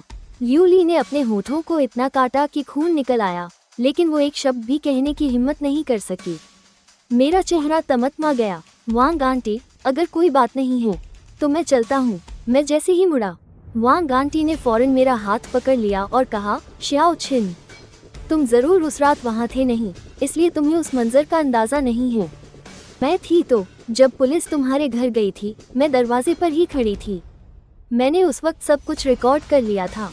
मैं तुम्हें दिखाती हूँ कि तुम्हारी पत्नी उस समय कैसी लग रही थी। ये कहकर वांग आंटी ने मेरा हाथ छोड़ दिया, अपना फोन निकाला और अपना रिकॉर्ड किया हुआ वीडियो ढूंढने लगी। तमाशा देखने के लिए इकट्ठा हो रही आंटियों को देखकर मैंने गुस्से से वांग आंटी की कलाई पकड़ ली और भारी आवाज में कहा, वांग आंटी, प्लीज मेरी थोड़ी इज्जत तो रख लीजिए। वांग आंटी ने ऊपर मेरे तमतमाए हुए चेहरे को देखा और फिर मुड़कर इकट्ठा हुई भीड़ पर एक नजर डाली। अचानक जैसे सब समझकर उन्होंने माफी मांगी। अरे, मेरा भी दिमाग देखो। शाओ चिन, मुझे माफ करना, अगली बार मैं तुमसे अकेले में बात करूंगी। मैंने हाथ झटका और मुड़कर चला गया। वो अब सच में थोड़ा नाराज था। अजीब है ना? उसने साफ तौर पर अपनी इज्जत खुद ही छोड़ दी थी, तो फिर अब ये सब सुनकर उसे गुस्सा क्यों आ रहा था? जाने से पहले लियू ली ने वांग आंटी को बहुत बुरी तरह से घूरा, मानो उन्हें चेतावनी दे रही हो कि दूसरों के मामले में दखल न दे। वांग आंटी को उसी वक्त गुस्सा आ गया। लियू ली की पीठ की तरफ इशारा करके वो चिल्लाई, बेशर्म औरत, तेरी हिम्मत कैसे हुई मुझे घूरने की? क्या खुद गंदे काम करती हो और दूसरों को बोलने भी नहीं देती? तुझ जैसी चालू औरत तो कब की बह चुकी है। मैंने वांग आंटी की गालियां सुनी और भी तेजी से चलने लगा। घर पहुंचकर मैं सोफे पर लेट गया और एक सिगरेट जलाई। वो अब बहुत शांत था। लियू ली घर लौटी। उसने जूते तक नहीं बदले और सीधे मेरे सामने आकर घुटनों पर बैठ गई। उसने सिर झुका रखा था और कुछ नहीं बोली। बोलने की हिम्मत भी नहीं थी। वो जानती थी कि मैं इस वक्त बहुत गुस्से में हूँ। इस समय वो कुछ भी कहती तो मेरा गुस्सा और भड़क सकता था। मैंने सिगरेट का धुआं छोड़ा और कहा, ये सब क्या है? जी, मुझे पता है मैंने आपको शर्मिंदा किया है। मुझसे गलती हुई है, आप मुझे मार लीजिए। लियू ली ने दांत भींच लिए और गिड़गिड़ाकर कहा, क्या तुम जानते हो कि इन कुछ दिनों में जब मैं बाहर निकलता हूँ पड़ोसी मुझे किस तरह की नज़रों से देखते हैं? मैं एक मर्द हूँ जिसे इन चीज़ों की सबसे कम ज़रूरत होती है, मैंने ताना मारते हुए कहा। लियू ली अब और बर्दाश्त नहीं कर सकी और रो पड़ी। उसने मेरा पैर पकड़ लिया और रोते हुए कहा, मुझे पता है, मुझे सब पता है।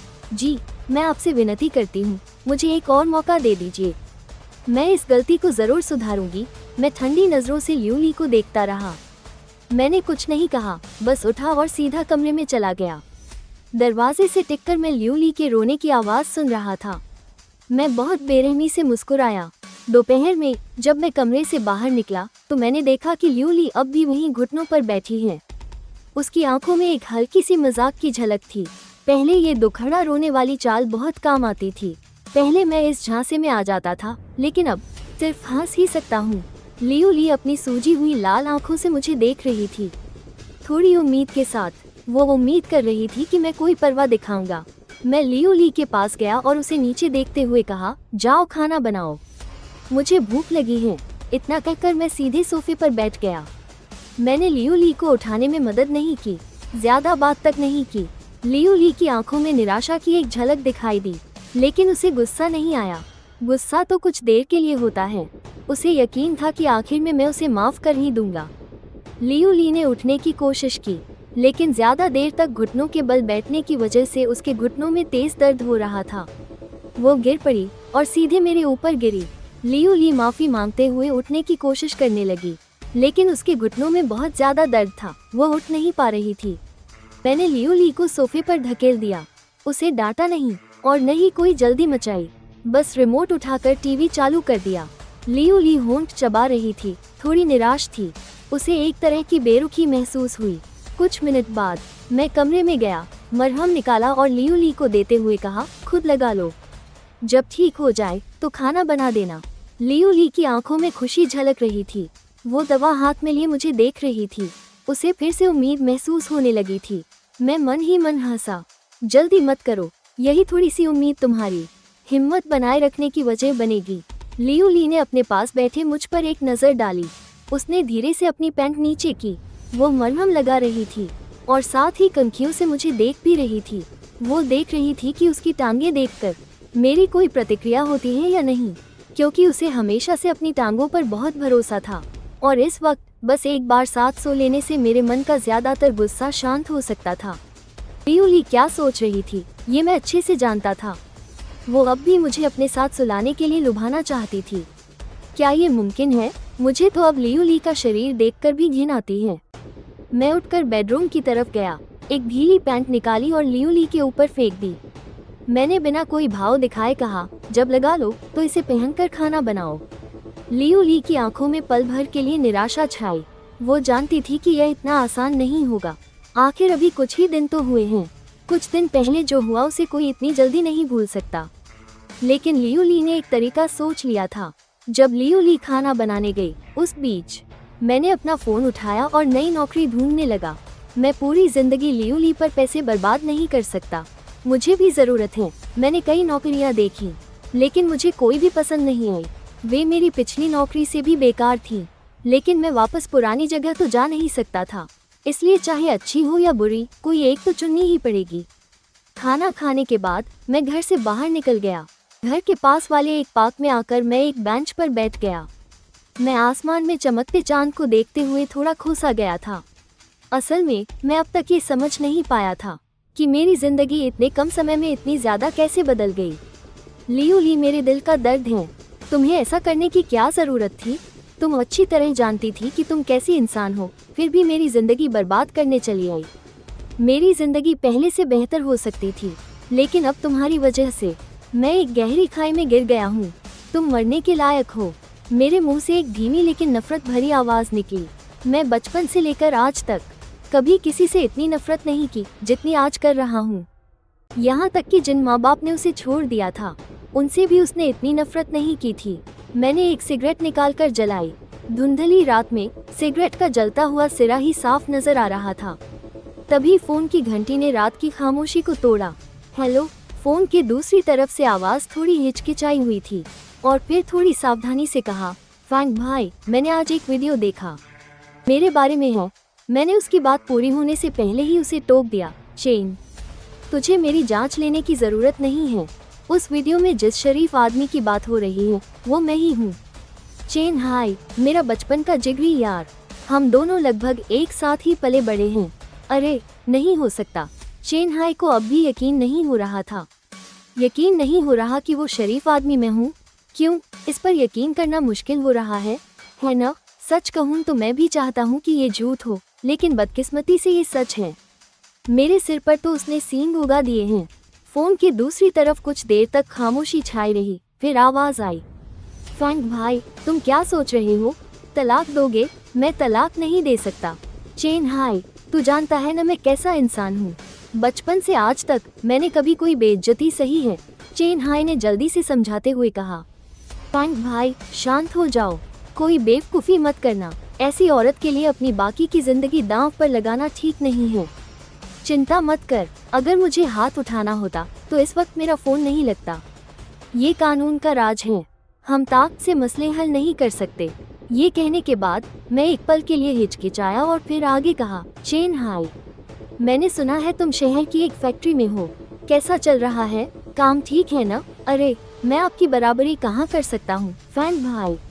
पूरे महीने जी तोड़ मेहनत करके बस 6,000 से कुछ ज्यादा ही कमा पाता हूँ। बस इतना है कि भूखा नहीं मरता। चेन हाय, भाई होने के नाते कह रहा हूँ। तुम भी अब 23 साल के हो गए हो। अब फैक्ट्री में वक्त बर्बाद मत करो, वहाँ कोई भविष्य नहीं है। मैंने उसे सलाह दी। चेन हाय उसका सबसे अच्छा दोस्त था। वो सच में नहीं चाहता था कि उसका दोस्त अपनी पूरी जिंदगी ऐसे ही बिना किसी मकसद के गुजार दे। मुझे भी पता है कि कोई भविष्य नहीं है, लेकिन मेरे पास वो नहीं है जो तुम्हारे पास है, तुम्हारी पढ़ाई। मुझे तो समझ ही नहीं आता, उस जमाने में मैं भी मस्ती करता था और तुम भी, फिर तुम्हारे नंबर इतने अच्छे कैसे आते थे? चेन हाय ने मजाक में कहा। असल में उसे वजह पता थी। वो खुद क्लास में सोता था या नॉवेल पढ़ता था, जबकि मैं ध्यान से लेक्चर सुनता था। भाई जाओ और कोई हुनर सीखो। भविष्य में जब तुम्हारा ये फैंग भाई अमीर हो जाएगा तो मैं तुम्हें इस दलदल से बचाने आऊँगा। तो फिर मैं इंतज़ार करूँगा कि कब फैंग भाई मुझे बचाने आते हैं। इसके बाद दोनों ने काफ़ी देर तक बात की। पत्नी के धोखा देने के बाद ये पहली बार था जब मुझे थोड़ा सुकून महसूस हुआ। दोस्त किसी औरत की तरह हर वक्त तुम्हारे साथ नहीं रहते, लेकिन जब भी तुम मुसीबत में होते हो वो तुम्हारी मदद के लिए ज़रूर आते हैं। इसी को दोस्ती कहते हैं। फैंग भाई, तुम्हें घर गए हुए कितना समय हो गया? चेन हाय ने यूं ही पूछ लिया। दादाजी ठीक तो है ना? मैं थोड़ा चौंक गया। मुझे भी घर गए हुए 1 साल से ज़्यादा हो गया था। पता नहीं बूढ़े डीन साहब की तबीयत कैसी होगी। मुझे धुंधला धुंधला याद है कि मेरी शादी के वक्त उनकी सेहत काफ़ी अच्छी लग रही थी। जब चेन हाय ने देखा कि मैं काफ़ी देर से चुप हूँ तो वो समझ गया कि मैं भी घर नहीं गया हूँ। इसलिए उसने कहा, फैंग भाई, जब भी तुम्हें वक्त मिले तो घर जाकर देख आना, मेरी तरफ से भी हाल चाल पूछ लेना। फोन काटने के बाद मैंने एक और सिगरेट जलाई। मेरी आंखों में एक उदासी थी। सिगरेट का बट बुझाने के बाद मैं उठा और धीरे धीरे घर की ओर चल दिया। मोहल्ले वालों की कानाफूसी पर और उनकी अजीब नजरों पर ध्यान नहीं दिया। उन्हें करने दो जो करना है। मेरी हालत तो ऐसी है, यूली के दिन तो और भी मुश्किल से कट रहे होंगे। वो तो अब चाहती होगी कि हर दिन घर में ही छिपी रहे, बाहर ना निकले। तभी एक अधेड़ उम्र का आदमी मेरे पास आया। उसने मेरे कंधे पर थपथपाया और बोला, भाई मन हल्का करो, आजकल का समाज ऐसा ही है। अगर लगता है कि निभा सकते हो तो निभाओ, नहीं तो तलाक ले लो। उन लोगों की बातों पर ध्यान मत दो, जिंदगी तुम्हारी अपनी है। उनके कुछ कहने से तुम्हारा कुछ घट नहीं जाएगा। मैंने उस जाने पहचाने से लेकिन नाम याद न आने वाले बड़े भाई को देखा और कहा, भाई साहब, आपकी हमदर्दी के लिए शुक्रिया। मुझे पता है कि मुझे क्या करना है। दरअसल तुम इस तरह की चीज़ों को एक अलग नज़रिए से सोच सकते हो। कुछ चीज़ें जोश में करने के बाद बस पछतावा ही रह जाता है। एक कदम पीछे हटने से शायद तुम्हें कोई और फायदा नजर आए। मेरे चेहरे पर एक अजीब सी मुस्कान आ गई। लगता है ये भाई साहब भी अनुभवी आदमी हैं। मुझे याद आ गया कि ये कौन है। पहले इनकी पत्नी का दिल किसी और पर आ गया था। इन्होंने दरवाजा बंद करके अपनी पत्नी के सारे रिश्तेदारों को बुला लिया था और अपने ससुर से जबरदस्ती 2 लाख से ज्यादा की एक नई गाड़ी लेने के बाद ही यह मामला सुलझा था। अब घर में उनका ऐसा रुतबा है कि जो वो कहें वही होता है। उनकी पत्नी की हिम्मत नहीं होती कि उन्हें कुछ कह सके। भाई साहब, आपका तरीका मेरे लिए ठीक नहीं है। मेरी पत्नी के मायके वाले अमीर नहीं हैं, पर मेरे अपने तरीके हैं। खैर, आपकी हमदर्दी के लिए शुक्रिया। मैं जैसे ही घर पहुंचा, लियू ली ने बड़े उत्साह से मेरा स्वागत किया। पतिदेव, चाय पीजिए। मैंने नहाने के पानी का तापमान ठीक कर दिया है। आप जब चाहे नहा सकते हैं। मैंने चाय का कप लिया और लियू ली पर एक नज़र डाली। सच कहूँ तो लियू ली का मेरे साथ एक मालिक जैसा बर्ताव करना, वो इसमें थोड़ी असहज लग रही थी। लेकिन मुझे यह एहसास काफ़ी अच्छा लगा। जब वो नौकरानी बनने को तैयार हैं, तो मैं भला कैसे मना कर सकता था। चाय का एक घूंट पीने के बाद मैं उठा और बाथरूम में चला गया। लियू ली मेरे पीछे पीछे आ रही थी, लेकिन मैंने दरवाज़ा बंद करके उसे बाहर ही रोक दिया। लियू ली ने उस कांच के दरवाजे को देखा जो लगभग उससे टकरा ही गया था। उसके होंठ हल्के से कांपे। मन ही मन वो मुझे गालियां देने लगी थी। मुझसे बस एक छोटी सी गलती ही तो हुई है। क्या उसे मेरे साथ इतना ठंडा बर्ताव करने की ज़रूरत है? लियू ली ने गुस्से में अपनी मुठ्ठियां भींची और फिर बिस्तर ठीक करने के लिए बेडरूम में चली गई। ये चाल काम नहीं आई तो उसके पास अगली चाल भी थी। मैं जल्दी से नहा धोकर बेडरूम में गया। मैंने लियू ली की तरफ एक नज़र भी नहीं देखा। मैं सीधा बिस्तर पर जाकर लेट गया और उसकी तरफ पीठ करके सोने लगा। लियू ली ने एक ऐसी नाइटी पहनी थी जो ढकी हुई होने के बावजूद बहुत सेक्सी लग रही थी। ये ड्रेस उसने बहुत सोच समझकर चुनी थी। यह न तो ज़्यादा खुली हुई थी और उसके सुंदर शरीर को भी उभार रही थी। वो मुझे और लुभाना चाहती थी, लेकिन उसकी योजना नाकाम हो गई। मैंने उसकी तरफ एक बार भी नहीं देखा। वो थोड़ी निराश होकर बिस्तर पर चढ़ गई। मेरी पीठ को देखते हुए वो कुछ कहना चाहती थी, लेकिन उसकी हिम्मत नहीं हुई। लियू ली अपने बारे में सोचने लगी। अब उसे जिन चीज़ों का सामना करना पड़ रहा था, उसके दिल में एक कड़वाहट सी भर गई। इस सब के बारे में मुझे कुछ नहीं पता था और न ही मैं जानना चाहता था। मेरे हल्के खर्राटों की आवाज़ कमरे में गूंजने लगी थी। अगले दिन मुझे अपने शरीर पर कुछ दबाव महसूस हुआ। मैंने आंखें खोल कर देखा। लियू ली एक सांप की तरह मुझसे लिपटी हुई थी और उसने कपड़े भी नहीं पहने थे। एक तो मैं 20-25 साल का नौजवान हूँ, ऊपर से सुबह सुबह का जोश। मेरे शरीर में स्वाभाविक प्रतिक्रिया होने लगी। लियू ली का फिगर बहुत अच्छा है, उसकी त्वचा भी गोरी है, लेकिन मुझे सिर्फ घिन आ रही थी। मैंने लियू ली को जोर से धकेला, उठकर कपड़े पहने और एक सिगरेट जला ली। मैं लिविंग रूम में चला गया। लियू ली मेरे हिलते ही जाग गई थी। पहले तो उसके दिल में थोड़ी उम्मीद थी, लेकिन मेरी हरकतों को देखकर उसकी उम्मीद पूरी तरह टूट गई। उसे लग रहा था कि मैं उसे गंदा समझकर घिन कर रहा हूँ। लियू ली का मुझे वापस पाने का भरोसा अब डगमगाने लगा था। मैं ऐसी हालत में भी उसे नज़रअंदाज कर सकता था। उसे अब बिल्कुल यकीन नहीं था कि वो मुझे उसे माफ़ करने के लिए मना पाएगी। मुझे पता है तुम जाग रही हो, जाकर नाश्ता बनाओ, मुझे थोड़ी देर में बाहर जाना है। लिविंग रूम से मेरी आवाज़ आई। लियू ली उलझन भरे चेहरे के साथ उठी। उसने कपड़े पहने और लिविंग रूम से गुजरते हुए उसने मेरी तरफ एक नज़र देखा और पूछा, पति, आप आज कहाँ जा रहे हैं? मैं अनाथालय जा रहा हूँ, तुम घर पर ही रहना। मैंने सिर उठाकर लियू ली को बेरुखी से देखा और चेतावनी दी, जब मैं घर पर न रहूँ तो बेहतर होगा कि तुम तमीज़ से रहो। लियू ली ने किसी छोटे बच्चे की तरह जोर जोर से सिर हिलाया और घबराकर वादा किया, पति, मैं बिल्कुल तमीज़ से रहूँगी, मैं आपको फिर कभी शर्मिंदा नहीं करूँगी। तो अच्छा है, अगर मुझे फिर से पता चला कि तुम मेरी पीठ पीछे कुछ गड़बड़ कर रही हो तो तुम्हें तलाक लेने का मौका भी नहीं मिलेगा। लियू ली का चेहरा सफ़ेद पड़ गया। वो मेरी बात का मतलब समझ गई थी। ये सिर्फ एक चेतावनी नहीं थी, बल्कि एक धमकी थी। लियू ली दांत भींचकर कांप रही थी। उसकी कुछ भी कहने की हिम्मत नहीं हुई और न ही पलटकर जवाब देने की।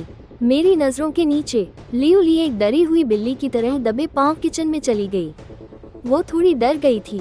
उसे नहीं पता था कि मुझ में ऐसा करने की हिम्मत है या नहीं, लेकिन वो जुआ खेलने की हिम्मत नहीं कर सकती थी। जैसे ही लियू ली किचन में गई, मैंने अपनी नज़रें हटाईं। कल लियू ली के रवैये के बारे में सोचते हुए मैंने अपना फ़ोन निकाला और ऑनलाइन एक जोड़ा कपड़े खरीदे। ये कपड़े आज की लियू ली पर बहुत जचेंगे। नाश्ता करने के बाद मैं घर से निकला और गाड़ी चलाकर मॉल पहुंचा। मैंने ढेर सारा सामान खरीदा और फिर आराम से गाड़ी चलाते हुए उस अनाथालय की ओर चल पड़ा जहां से मैं आया था, ब्लू माउंटेन अनाथालय। मेरी याद में यह अनाथालय लगभग 40 साल पहले बना था, है ना?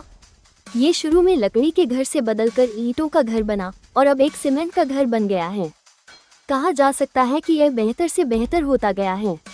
मुझे आज भी याद है जब मैं पहली बार डायरेक्टर से मिला था। वो तब एक लंबे दुबले पतले नौजवान थे। पता नहीं उन्हें नौजवान कहना ठीक होगा या नहीं।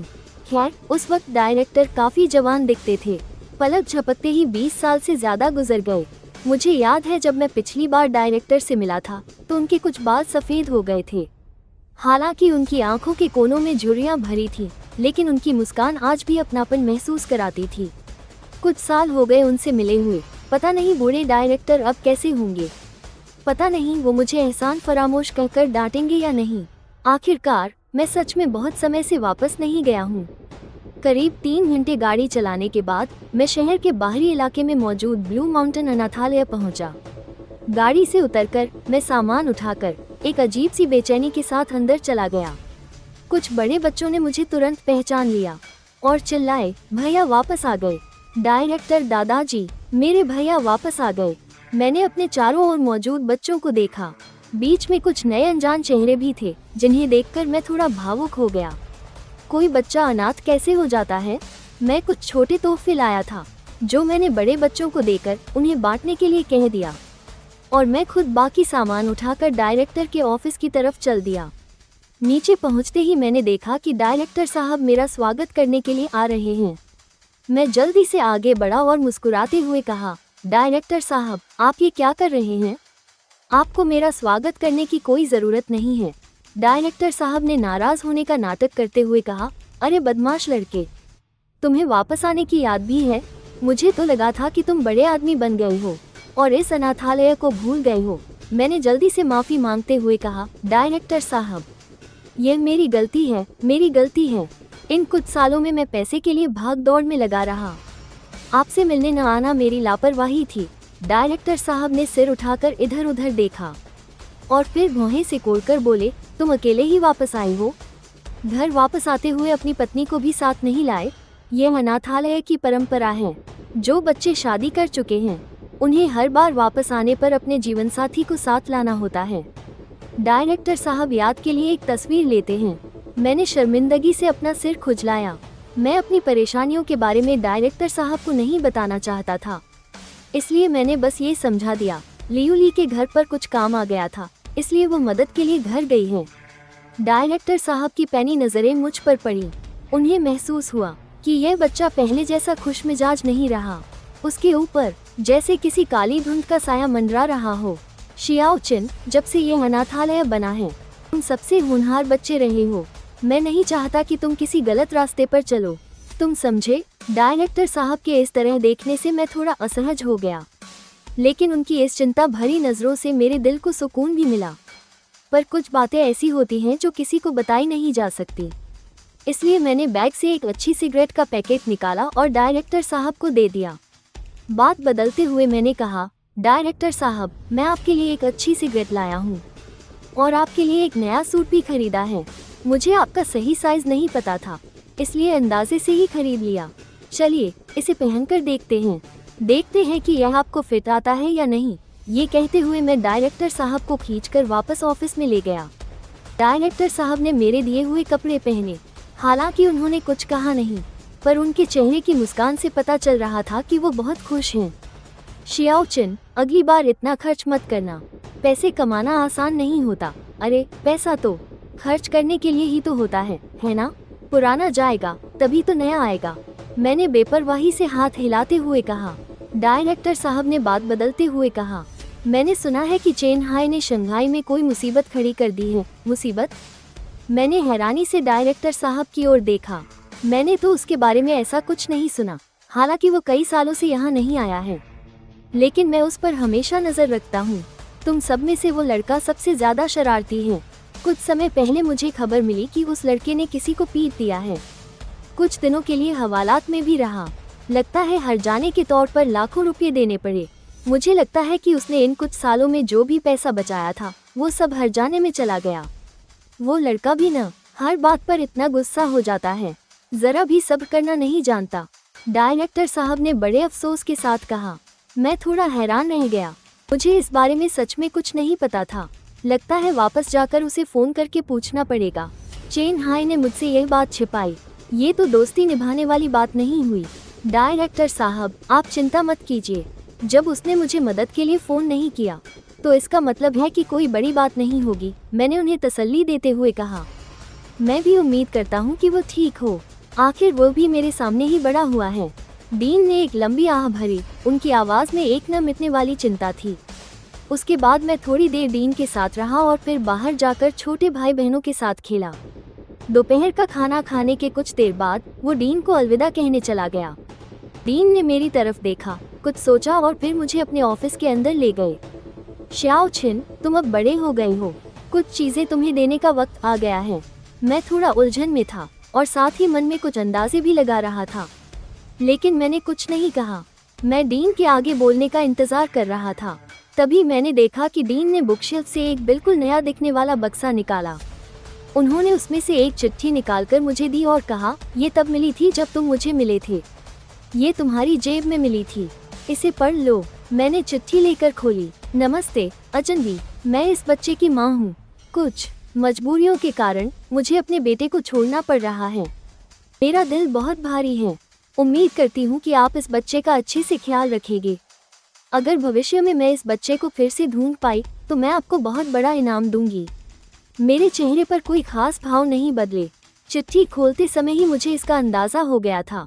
छोड़ दिए जाने में दुखी होने वाली कोई बात भी नहीं है। आखिर मैं इतने सालों से ऐसे ही तो जीता आया हूँ, कुछ बातों पर इतना परेशान क्यों होना। श्याओ छिन, तुम दुखी मत हो, मुझे यकीन है उस वक्त तुम्हारी माँ की कोई मजबूरी रही होगी।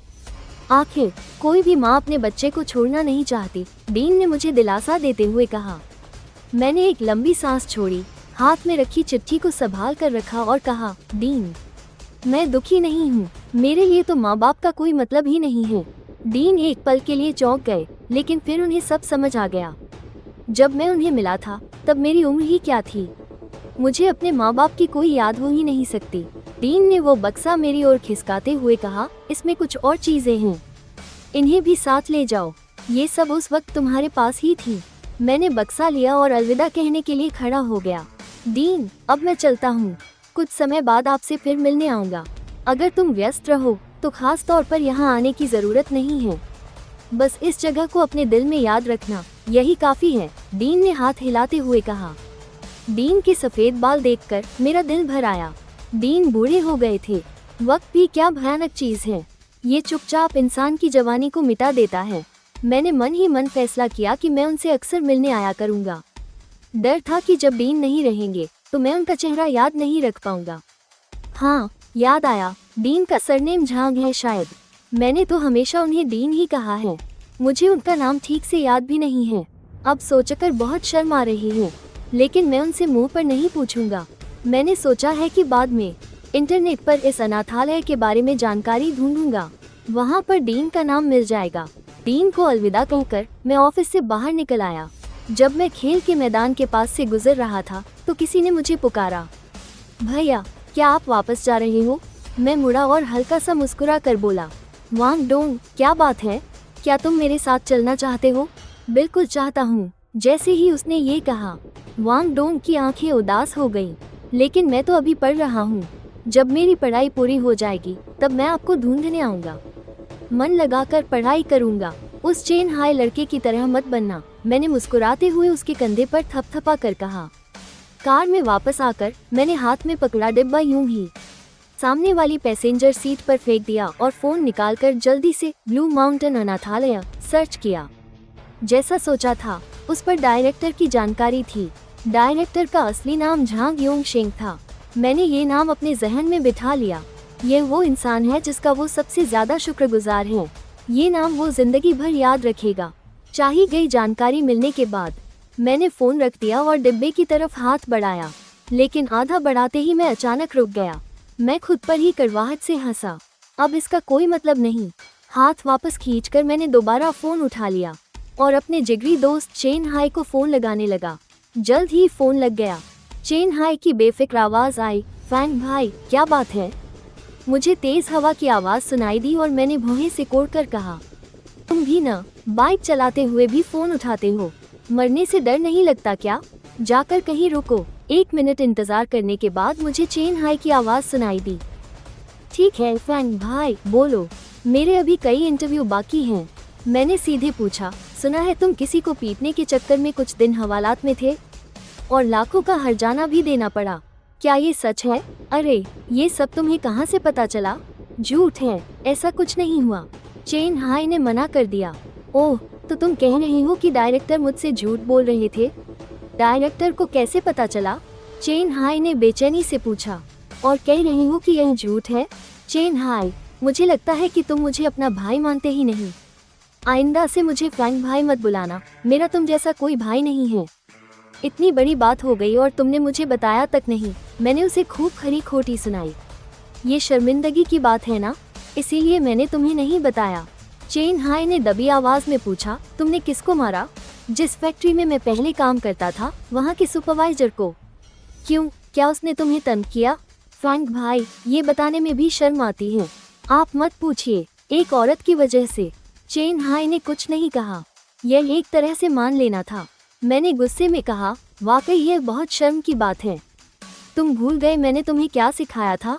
मारपीट करना किसी भी समस्या को सुलझाने का सबसे घटिया तरीका है और यह सबसे घाटे का सौदा भी है।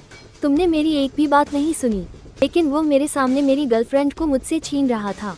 साला, मैं तो उसे मारूंगा ही। वो मार खाने वाले काम ही क्यों कर रहा था? अब तुमने उसे मार दिया, दिल को सुकून मिल गया। हाँ मिल गया, भले ही 20,000 रुपये का हर्जाना देना पड़ा, लेकिन मेरी खुशी के आगे पैसा कुछ भी नहीं। क्या यह इसके लायक था? नहीं था, लेकिन अगर इससे मुझे खुशी मिलती है तो ये लायक है। मैंने एक गहरी सांस ली और पूछा, तुम्हारी नौकरी का क्या हुआ? मैं उसे कोई दिलासा नहीं देना चाहता था। चेन हाई को दिलासे की जरूरत भी नहीं थी। जब वो सच में बर्दाश्त नहीं कर पाएगा तो मैं बिना कहे ही उसकी मदद करूंगा। बस ऐसे ही चल रहा है। अभी तक तो नहीं मिली है, लेकिन कोई बात नहीं, मुझे भी इस दौरान थोड़ा आराम करने का मौका मिल जाएगा। चेन हाई ने लापरवाही से कहा। मैं उसकी बातों में छिपी राहत को महसूस कर सकता था। लगता है वो सच में ठीक है।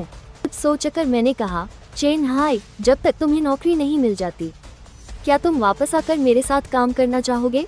मैं अपना खुद का बिजनेस शुरू करने की सोच रहा हूँ। चेन हाई थोड़ा उत्साहित होकर पूछा, फैंग भाई, आप क्या करने की सोच रहे हैं? मैं एक लेबर सर्विस कंपनी खोलने की सोच रहा हूँ।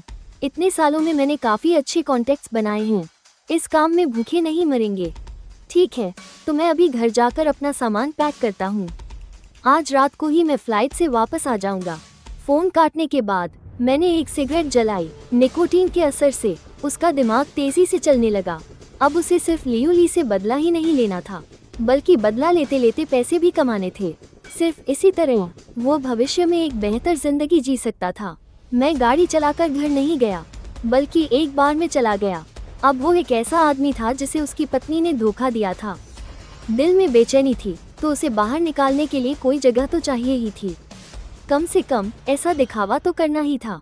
एक बूथ पर जाकर मैंने एक हार्ड ड्रिंक ऑर्डर की और वहाँ अकेले बैठकर धीरे धीरे पीने लगा। धुंधली रोशनी, शोर मचाता डीजे। हालांकि लोग ज्यादा नहीं थे, लेकिन ऐसा इसलिए था क्योंकि अभी रात का रंग जमना बाकी था। लड़कियों, देखा, वहाँ एक हैंडसम लड़का अकेले बैठकर गम में पी रहा है। अरे, उसका पूरा ऑरा काफी अच्छा लग रहा है। किसी मामूली नौकरी करने वाले जैसा तो नहीं लगता। एक सादे कपड़ों में अच्छी दिखने वाली लड़की ने अपनी सहेलियों से फुसफुसाकर कहा, हाँ, है तो बहुत हैंडसम। उम्र भी हमारी जितनी ही लगती है। शियू, तुम ट्राई करना चाहोगी? उनमें से एक लड़की ने मेरी तरफ देखने के बाद अभी अभी बोलने वाली लड़की से मजाक में कहा, लुओ याओ, तुम बहुत परेशान करती हो। मैंने तो तुम्हें एक हैंडसम लड़का दिखाने की अच्छी नीयत रखी थी, लेकिन तुम लोग मेरा मजाक उड़ा रहे हो। अगली बार मैं खुद ही अकेले देखूंगी। ली शियू नाखुश लग रही थी। हाँ शियू, इस छिछोरी लड़की की बातों पर ध्यान मत दो। अगली बार हैंडसम लड़का दिखे तो उसे मत बुलाना। हम दोनों साथ में देखेंगे किन सीनियर ही सबसे अच्छी हैं। ठीक है, तुम दोनों ड्रामा बंद करो। वो हैंडसम लड़का कैसा लगा? कोई जाकर ट्राई करना चाहता है क्या? लुओ याओ ने अपने सेक्सी होठों पर जीभ फिराते हुए पूछा। लुओ याओ, अपनी ये छिछोरी हरकतें बंद करो। इस हैंडसम लड़के को शियू ने देखा है। अगर जाना भी है तो वो जाएगी, अगर वो नहीं जाती तो मैं जाऊंगी। तुम्हारी बारी तो आने से रही। किन शुई ने शियू की बाह पकड़ ली और एक टीम की तरह कहा, क्यों भला? मैंने भी उसे देखा है। जब मैंने उसे देख लिया है तो इसमें मेरा हिस्सा क्यों नहीं है?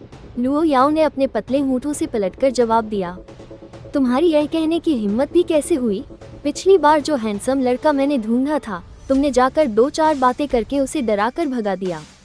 तुम्हारी वजह से मैं उसका कॉन्टैक्ट नंबर तक नहीं ले पाई। वो मेरी गलती थी क्या? वो आदमी दिखने में ठीक ठाक होने के अलावा किसी काम का नहीं था। मैं तो तुम्हें बचा रही थी बहन।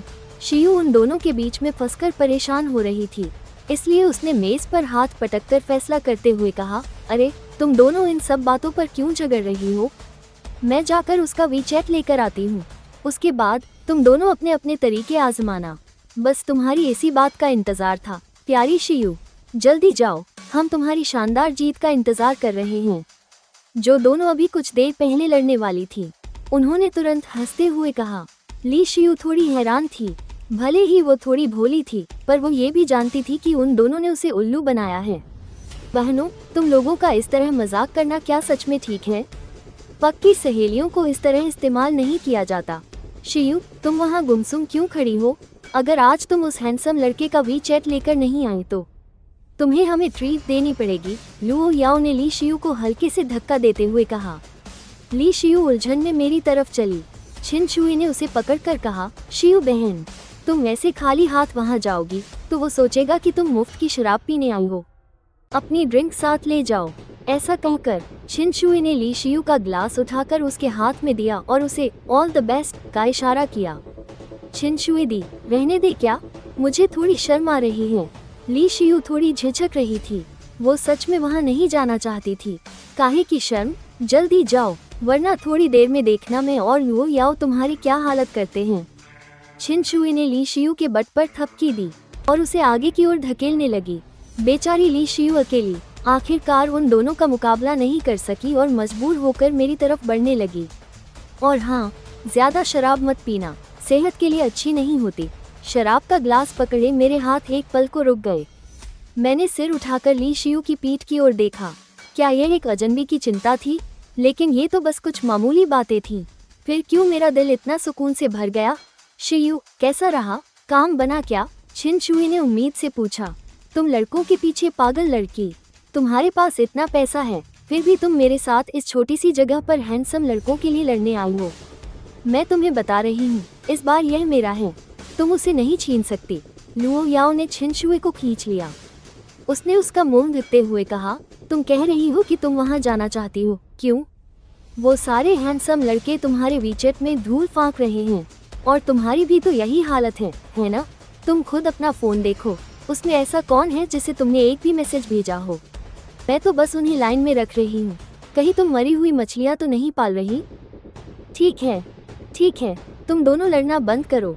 मुझे उसका नंबर नहीं मिला, ली शियू ने जल्दी से कहा। उसे सच में डर था कि कहीं ये दोनों लड़ते लड़ते आपस में झगड़ा न कर बैठे। दोनों की नज़रें एक साथ ली शियू पर टिक गईं और उन्होंने हैरानी से कहा, तुम्हें नंबर नहीं मिला? शियू, क्या तुमने सुधरने का फैसला कर लिया है? उस हैंडसम लड़के और हमारे बीच जनरेशन गैप है। वो किसी बात को लेकर परेशान है। मुझे लगता है कि उसका दिल टूटा है, इसलिए हमें उसे परेशान नहीं करना चाहिए। दिल टूटा है, ये तो और भी अच्छा है। मुझे उसके जख्मों पर मरहम लगाने दो, लुओ याओ ने खुद आगे बढ़कर कहा। लुओ याओ की बात सुनकर ली शियू बस हल्के से मुस्कुरा दी। वो जानती थी कि लुओ याओ मजाक कर रही है। उन दोनों को ही मजाक करना पसंद था। वो बस बड़ी बड़ी बातें करती थी। मजबूर होकर मेरी तरफ बढ़ने लगी। मेरे पास पहुंचकर ली शियू ने मुड़कर अपनी दोनों सहेलियों को देखा। वे ऑल द बेस्ट का इशारा कर रही थी। ली शियू मेरे बगल में आकर खड़ी हो गई। मैंने भी उसे देख लिया था, लेकिन वो कुछ बोली नहीं। ली शियू ने एक गहरी सांस ली और फिर हल्के से मेरी टेबल पर हाथ से थपथपाते हुए कहा, हैंडसम, क्या मैं यहाँ बैठकर आपके साथ एक ड्रिंक पी सकती हूँ? मैंने उसकी तरफ हल्की मुस्कान के साथ देखा और कहा, मेरे ऊपर बैठने के अलावा यहाँ तुम कहीं भी बैठ सकती हो। ली शियू की आंखों में एक चमक सी आ गई। पास से तो यह और भी ज्यादा हैंडसम लग रहा है। ऐसा सोचते सोचते ली शियू के गाल हल्के से गर्म होने लगे। ली शियू जैसे ही बोलना शुरू हुई, वो पूरी तरह से कॉन्फिडेंट और सहज लग रही थी। उसकी मासूम आवाज में भी एक अजीब सी कशिश थी, लेकिन मैंने उस पर ज्यादा ध्यान नहीं दिया। वैसे भी मुझ पर इन चीजों का कोई असर नहीं होता और मेरा अभी किसी के साथ घूमने फिरने का कोई इरादा नहीं था। हैंडसम, मेरा नाम ली शियू है। क्या मैं आपका नाम जान सकती हूँ? मैं देख रही हूँ कि तुम यहाँ अकेले बैठकर पी रही हो। क्या कोई परेशानी है? अगर तुम बताना चाहो तो मुझसे अपनी बात कह सकते हो। ली शियू ने अपना जाम उठाया, एक टोस्ट किया और फिर कहा। मैंने सिर उठाकर सीधे ली शियू को देखा और पूरे आधे मिनट बाद कहा, क्या तुम्हारी शादी हो गई है? शादी? ली शियू थोड़ी हैरान हुई, पर फिर ऐसे बोली मानो यह एक आम सी बात हो। अरे प्लीज, मैंने अभी अभी तो कॉलेज से ग्रेजुएशन किया है, इतनी जल्दी कौन शादी करता है भला? तुम्हें पता नहीं क्या, शादी एक औरत को जल्दी बूढ़ा कर देती है। मैंने ना में सिर हिलाते हुए कहा, चूंकि तुम्हारी शादी नहीं हुई है तुम मुझे नहीं समझ पाओगी। मेरे कहने का कोई फायदा नहीं। ली शियू ने हैरानी से मेरी तरफ देखा। उसने सच में नहीं सोचा था कि यह आदमी, जो उसकी उम्र का ही लग रहा था, पहले से शादीशुदा होगा। अरे यार, इतनी भी क्या जल्दी थी? पर चूंकि वो शादीशुदा था, ली शियू की उसके बारे में जो भी राय थी वो अपने आप ही खत्म हो गई। एक शादीशुदा आदमी और एक कुंवारे आदमी में भले ही सिर्फ एक शब्द का फर्क हो, पर यही एक शब्द नैतिकता की एक दीवार खड़ी कर देता है। ली शियू नहीं चाहती थी कि अपनी वजह से वो दूसरे के पारिवारिक जीवन में कोई समस्या खड़ी करे। तो फिर तुम इस तरह मुंह लटकाए क्यों बैठे हो? पैसे, हालांकि मेरे पास बहुत ज्यादा नहीं है, पर फिर भी मेरे पास 1 लाख के आसपास जमा पूंजी है। मैंने थोड़ी देर बाद कहा, शायद ये पैसे की वजह से भी है। मेरे पैसे बहुत कम हैं। इच्छाओं से भरे इस समाज में टिक पाना मुश्किल है। ली शियू को कुछ समझ नहीं आया, लेकिन वो मेरी बातों में उदासी को महसूस कर सकती थी। उसने दिलासा देते हुए कहा, इतने सारे पैसे, अगर तुम्हें ये भी कम लगते हैं तो हम जैसे लोगों को तो जाकर मर ही जाना चाहिए। मैंने साल भर काम करके मुश्किल से 10,000 रुपये ही बचाए हैं। तुम अभी जवान हो, पैसा तो धीरे धीरे कमाया जा सकता है। अभी सबसे जरूरी है अपनी जवानी को एंजॉय करना। मैं एक के बाद एक घूंट पीता रहा। मेरी बातें किसी बूढ़े आदमी की तरह लग रही थी। ली शियू ने माथे पर बल डालते हुए सोचा, उसे यह आदमी पसंद नहीं आ रहा था। साफ तौर पर वह उसी की उम्र का एक नौजवान था, फिर बूढ़ों की तरह बातें क्यों बना रहा था? इसलिए उसने जरा चुपते हुए लहजे में कहा, वाह, तुम्हें तो जैसे सब कुछ पता है। क्या तुम्हारे बाल बच्चे हैं? क्या तुमने कभी जन्म, बुढ़ापे, बीमारी और मौत का सामना किया है? तुम नहीं समझोगी। कभी कभी उम्र का अंदाजा शक्ल देखकर नहीं लगाया जा सकता। शायद ये कोई एक घटना होती है, या शायद कोई एक पल, जब तुम्हें अचानक एहसास होता है कि तुम बूढ़े हो गए हो। ली शियू ने मुझे नाराजगी भरी नजरों से देखा। वो यहाँ उससे ये बड़ी बड़ी बातें सुनने के लिए नहीं आई थी। वो तो यहाँ दोस्त बनाने आई थी, लेकिन अब ऐसा लग रहा था कि वो दोस्ती के लिए ठीक नहीं है। सच में कितना नीरस आदमी है। तुम आराम से बैठकर सोचते रहो। मुझे लगता है कि हम दोनों के बीच एक जनरेशन गैप है। तो अब मैं तुम्हें और परेशान नहीं करूंगी। शियू ने उठते हुए कहा, मैंने अभी तुम्हें परेशान किया, उसके लिए माफी चाहती हूँ। ये ड्रिंक मेरी तरफ से। कुछ सोचकर ली शियू ने उसे याद दिलाया, हालांकि मुझे नहीं पता कि तुम्हारे साथ क्या हुआ है, पर मैं फिर भी एक बात कहना चाहती हूँ, जिंदगी बहुत खूबसूरत है। कुछ चीजों की वजह से खुद को एक पिंजरे में बंद मत करो।